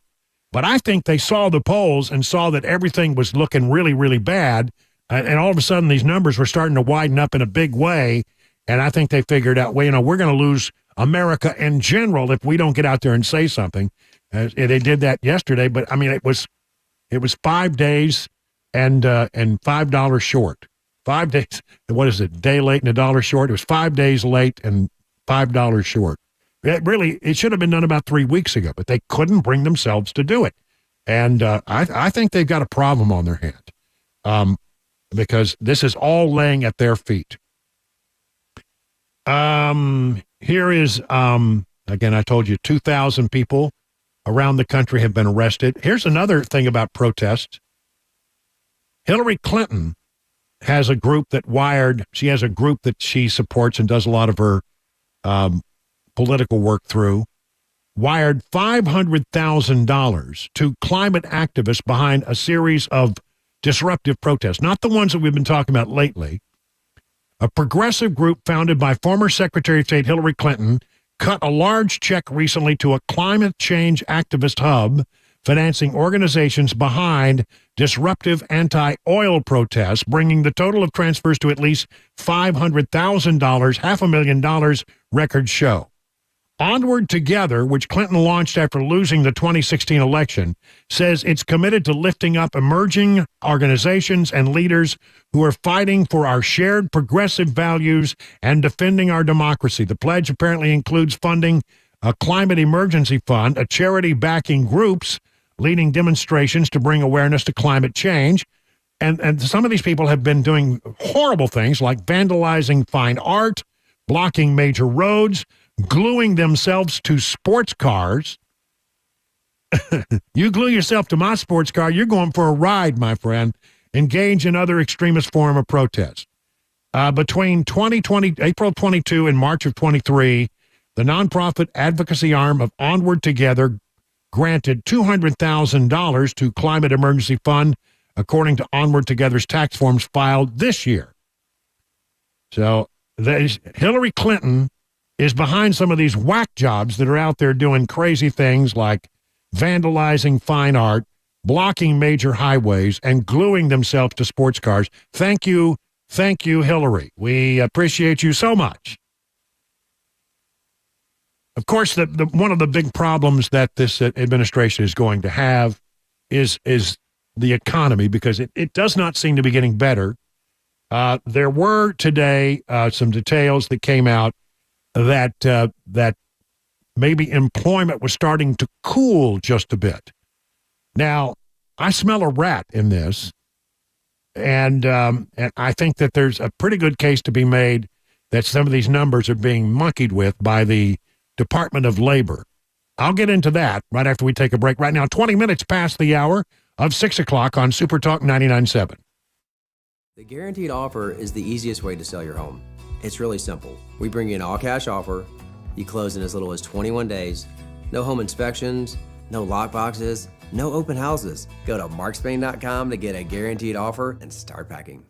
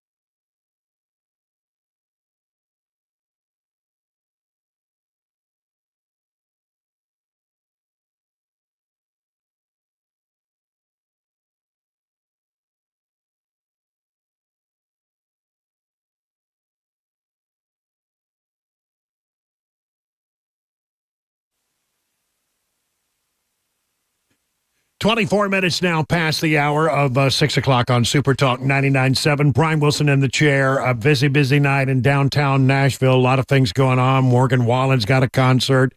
The Preds are playing. There's a baseball game going on. There's something happening at the Ryman. It's a crazy place down there. So if you have no reason to go downtown, of course, you know this because you know Friday night, even on any average Friday night, it's chaos down there. Oh, yeah. Yeah, so today it's going to be even worse. Preds I've been watching during the break. I took a glance. I just took a glance. I'm sorry. I am focused on my job here, but I did take a glance. These two teams are going at it hard in this playoff game. Hair on fire type of game. Yeah, I mean they're going at it. Yep. There's a lot of passion on both sides. I want to talk a little bit about what happened today with these employment numbers. I always think it's sort of weird that when you have bad news, it's sometimes perceived to be good news. But that's often the case. You think, well, that's bad. And they say, no, that's good. The unemployment numbers were not particularly good. Slower hiring and a higher unemployment rate today. And that indicates that the economy is cooling. And you say, well, that sounds bad. But no, apparently the markets loved it. And I'll tell you why. First of all, the Dow Jones Industrials went up 450 points today. The S&P went up 63. That's about 1.25%. The NASDAQ went up right at 2%, 318 points. 315 points. But all very green. And they like what it was because what they are reading into this is if the employment situation is cooling, then it gives the Fed some cover if they want to lower interest rates before, let's say, Christmas. Maybe the next time the Fed meets, which will be in their summer meeting. I think that's in June. So, of course, everybody wants to see interest rates come down. Certainly would help the housing market, would help everybody across the board. So the market liked this, and they saw, even though it's bad news, they see it as good news. Here's the thing. I don't believe these numbers. I don't believe them at all. And you know why? Because they come from the Department of Labor, and they say, well, they're supposed to be, they're supposed to report it fairly. Well, can you think of all the times that the Biden administration has taken the situation with some lever of government and weaponized it for political purposes? I can list you at least 10 or 12 of them. The intelligence community, the Department of Justice. Who's to say the Department of Labor is any different? So, the idea that the Fed is independent, is something that the Fed takes very seriously. If they don't have the data to make a decision about interest rates, then they can't do it because it will be overtly political. But if the Department of Labor, which reports directly to the President of the United States, if they monkey around with the numbers a little bit and get a softer hiring number, that may be one day's bad news, but it is long-term. It gives the Fed the cover they need to go in and reduce the interest rates. They want to for political reasons, but they can't justify it. Now they got a little bit of cover from the Department of Labor. So I think these numbers have been messed around with. I really do. You'll probably find somewhere down the line on a quiet day, they'll do something like revise the numbers. But I don't trust these. I don't trust these people. I don't trust the Department of Labor. I think that they, like other branches of the government, are very political. And then there's one other weird thing that just jumps out at me. And I've never seen this ever. Usually when unemployment goes down, it goes down across the board for all demographics. Here's the story from CNBC. Jobless rate, the unemployment rate went up for everyone except Black Americans. Now, I mean, I hope that's right. I hope that I'm not trying to diminish the importance of how good that news would be for Black Americans. But I also am cognizant of the fact that by reporting that, well, unemployment went up for everybody except Black Americans, because the story would have been otherwise, black Americans take another hit. And that's a storyline they don't want to have. So it's very strange that all demographics, unemployment went up, but not for black Americans, because that would be a negative storyline that the Biden administration would have to contend with. I'm just telling you, these numbers, they feel wrong. There's nothing else that indicates that, and I think that you have to consider the possibility that the Department of Labor is messing around with those numbers in order to give the Fed the cover it needs to do something that it wants to do but can't justify.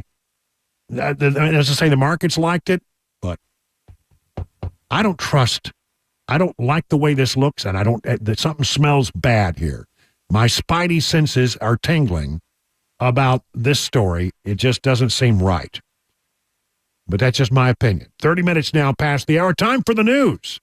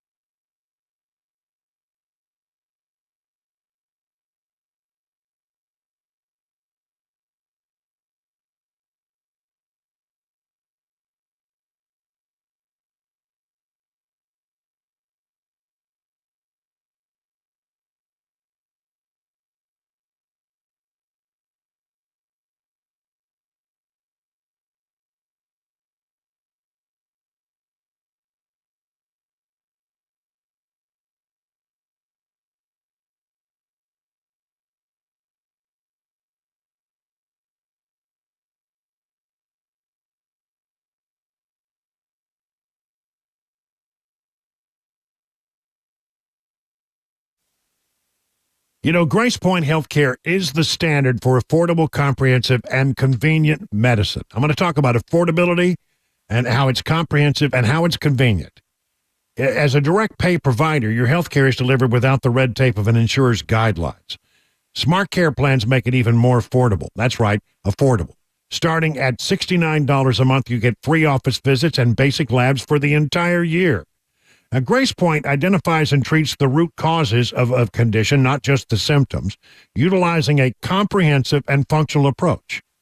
And by usually seeing you the same day, or in some cases the next day, you're treated at your convenience. You ever notice how hard it is to get a doctor's appointment on short notice? Grace Point Healthcare, affordable, comprehensive, and convenient medicine delivered the old-fashioned way. They are located on Main Street in Franklin. Here's the number, 615-599-6868. That's 599-6868 to set up an appointment. Hey, what's up, guys? This is Matt Murphy for Members Nutrition. I want to tell you about the Members Nutrition difference, and I want to encourage you to go over to the Members Nutrition website. Number one, they believe at Members Nutrition that they can sell vitamins and supplements at a lower cost point, and they're doing it every single day at membersnutrition.com. Number two, they want to make these products right here in the United States of America, not from some overseas company, and they do that every single day. I encourage you to go to membersnutrition.com. You'll get 50% off your purchase price at checkout. You don't have to put in any codes. Just go to membersnutrition.com. Once again, membersnutrition.com.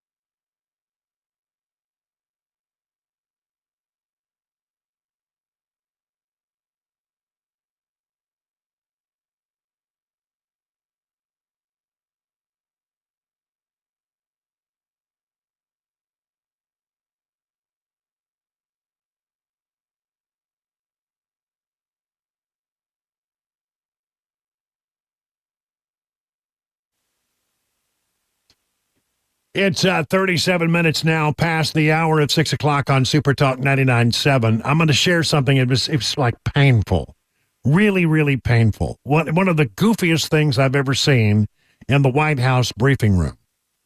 And I've seen some goofy things. So they opened up today's, think about this. Everything going on around we got a crisis on the border. We got wars going on in Ukraine.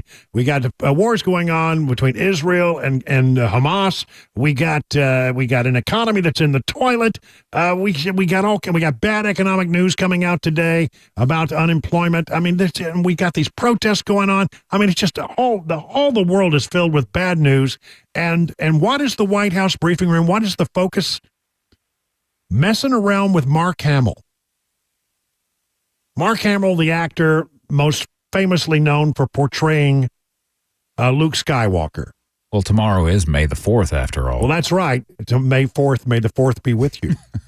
you know, I have an old friend in Odessa that we went on one date, and we went to see Star Wars when it first came out. That's the only date. After that, I left town and went to work in Amarillo.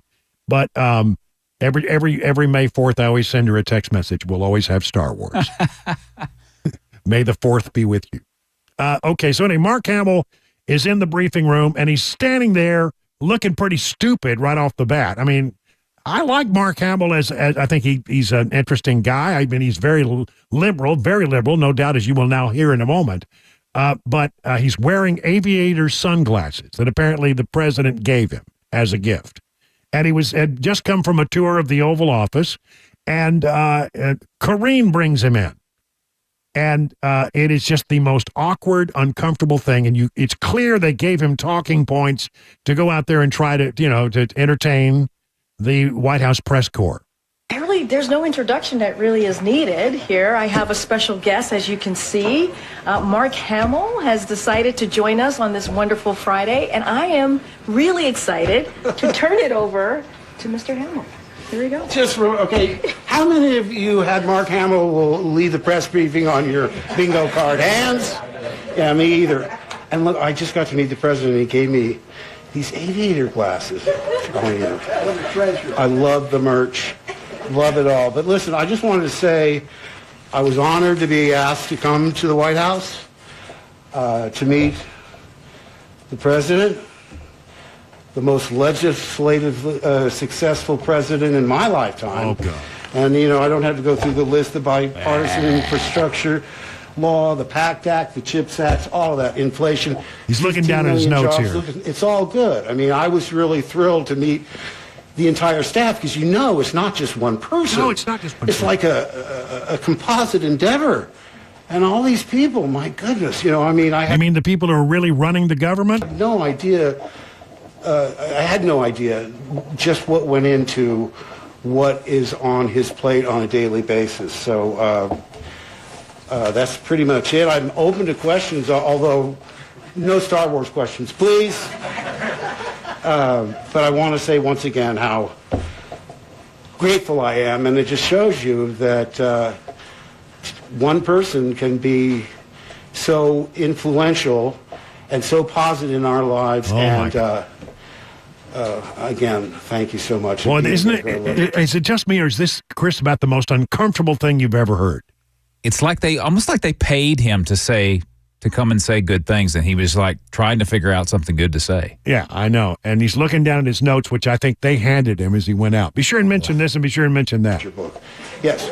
Wow. Thank you, Mark Hamill, for being here. What did you ask? What did you talk about with the president? Well, first of all, I only expected to be there for like 5 minutes.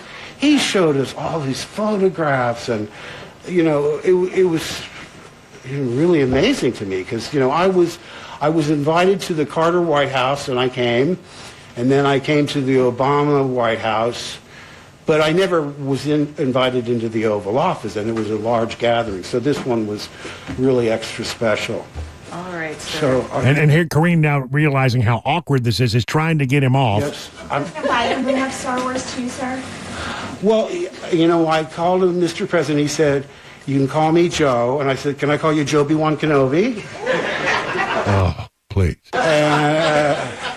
He liked that. But listen, I'm not really here to dominate. I have to turn it back over to our wonderful press secretary, Karine Jean-Pierre. So thank you all so much. Thank you. All right, thank you. Thank you. Okay. Thank you so much for being here. I got to get those shades. I do. He's your only hope. Thank you, guys. Thank you. No one ever claps for me when I get off the podium. No, they sigh in disbelief at the crummy job that you're doing. Oh, anyway, I just thought, even though it was painful to listen to, this is what the White House was focused on today. Yeah, it's sort of a thing where you have somebody who's interesting who comes through the White House. They often bring them out to the press corps to hang out for a little bit, but that was just completely painful. Now, from a fake spaceman to a real space program, I promised this story, and I think it's really interesting. From the Washington Examiner, and I've got another version from the Wall Street Journal, and both of these stories sort of are hitting upon the same thing, that China is getting very serious about its moon program. And some in the United States believe that's very troubling. Here's what Bill Nelson, the NASA administrator, said. "We believe that a lot of their so-called civilian space program is indeed a military program And I think, in effect, we're in a race. The success of this latest mission, where China is trying to send a probe that will collect lunar samples from the far side of the moon and return them to Earth, is putting them on track to be with a full-time base on the moon by the end of the decade. So we're talking within 6 years. He believes that China has a plan to be on the moon with a full-time base by the end of the decade. They talked to James Head III, a Brown University professor who worked on NASA's Apollo program and collaborated with Chinese scientists on studying the landing zone for this probe. Say there's a lot of practicing going on here. U.S. aspires to construct an outpost on the moon, but a scheduled 2025 attempt to launch astronauts has been delayed to September of 2026.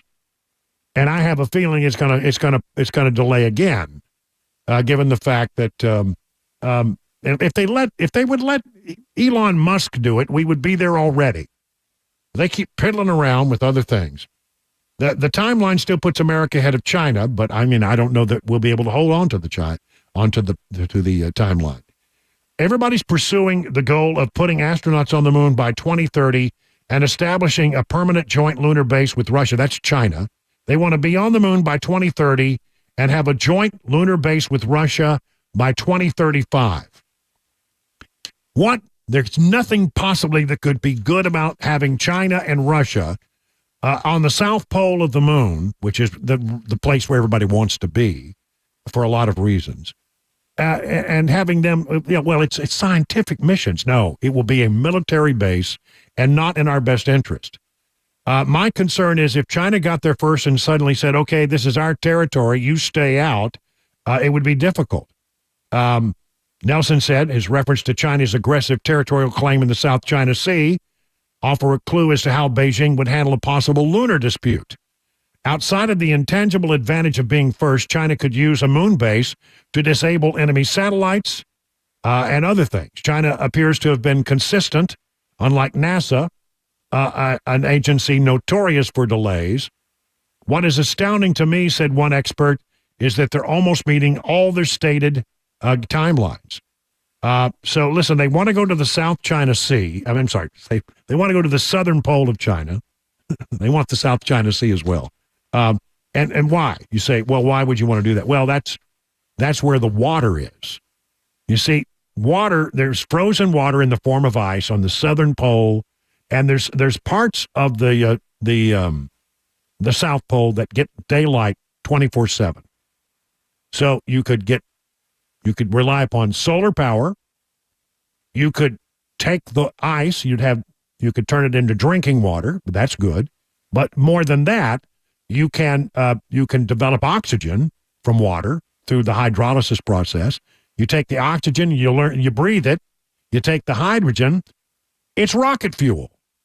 So I mean, everything depends on being able to get access to that water that's on the South Pole. So whoever gets to the South Pole first really establishes the possibility of a long-term base. And you don't want the Chinese to get there with the Russians and then tell us, hey, we declared this for China and Mother Russia. And then we can, then we're going to have a war on the moon. I mean, come on. This is not good. So I understand what they're talking about. And we need to get serious in this country and understand that while we look at our missions to the moon as mostly space exploration for scientific purposes, they look at it as a military outpost and a military. What is the one thing you hear military people say all the time? You want to control the high ground. You always want to control the high ground. Is there any higher ground than the moon? U.S. lawmakers of the National Aeronautics and Space Administration are closely watching the expedition with trepidation as a milestone in a rival's campaign to build a base on the moon and the moon's most strategic location. The latest frontier of the U.S.-China technological Cold War orbits 240,000 miles above us. Though lacking the specter of a nuclear war from the U.S.-Soviet space race 6 decades ago, this new rivalry puts this century's superpower on track to spar over lunar real estate, extraterrestrial weaponry, and national pride. The lunar territory that both countries covet is the South Pole. It contains resources that could contain a crewed base, not a crewed base, a base with crew members, so supplies wouldn't have to be brought in from Earth. It has ice that can be turned into water and oxygen for humans and hydrogen for rocket fuel. Some South Pole regions enjoy round-the-clock sunlight, a major potential source of solar power. My concern, as Bill Nelson said, is if China gets there first, they would say, this is our territory, you stay out. A crater near the South Pole is the destination of this new 53-day mission that lifted off from the Wingchang space launch site in southern China on Friday afternoon local time. It's aiming to do something no country has done before, collect samples from the moon's far side and bring them back to Earth. Scientists hope they can help answer long-standing questions about the origins of the moon, Earth, and solar system. But it's really about test runs to send astronauts to the moon so that they can eventually set up a joint base with the Russians. You know, I remember, because I was a kid, I remember the space race of the 60s, and we outclassed them. We set goals, and we stuck by them, and we went to the moon when JFK said we were going to go to the moon, and as a result, they gave up. I wonder if we can step up our efforts and have the same thing happen again. It's 50 minutes now past the hour of 6 o'clock.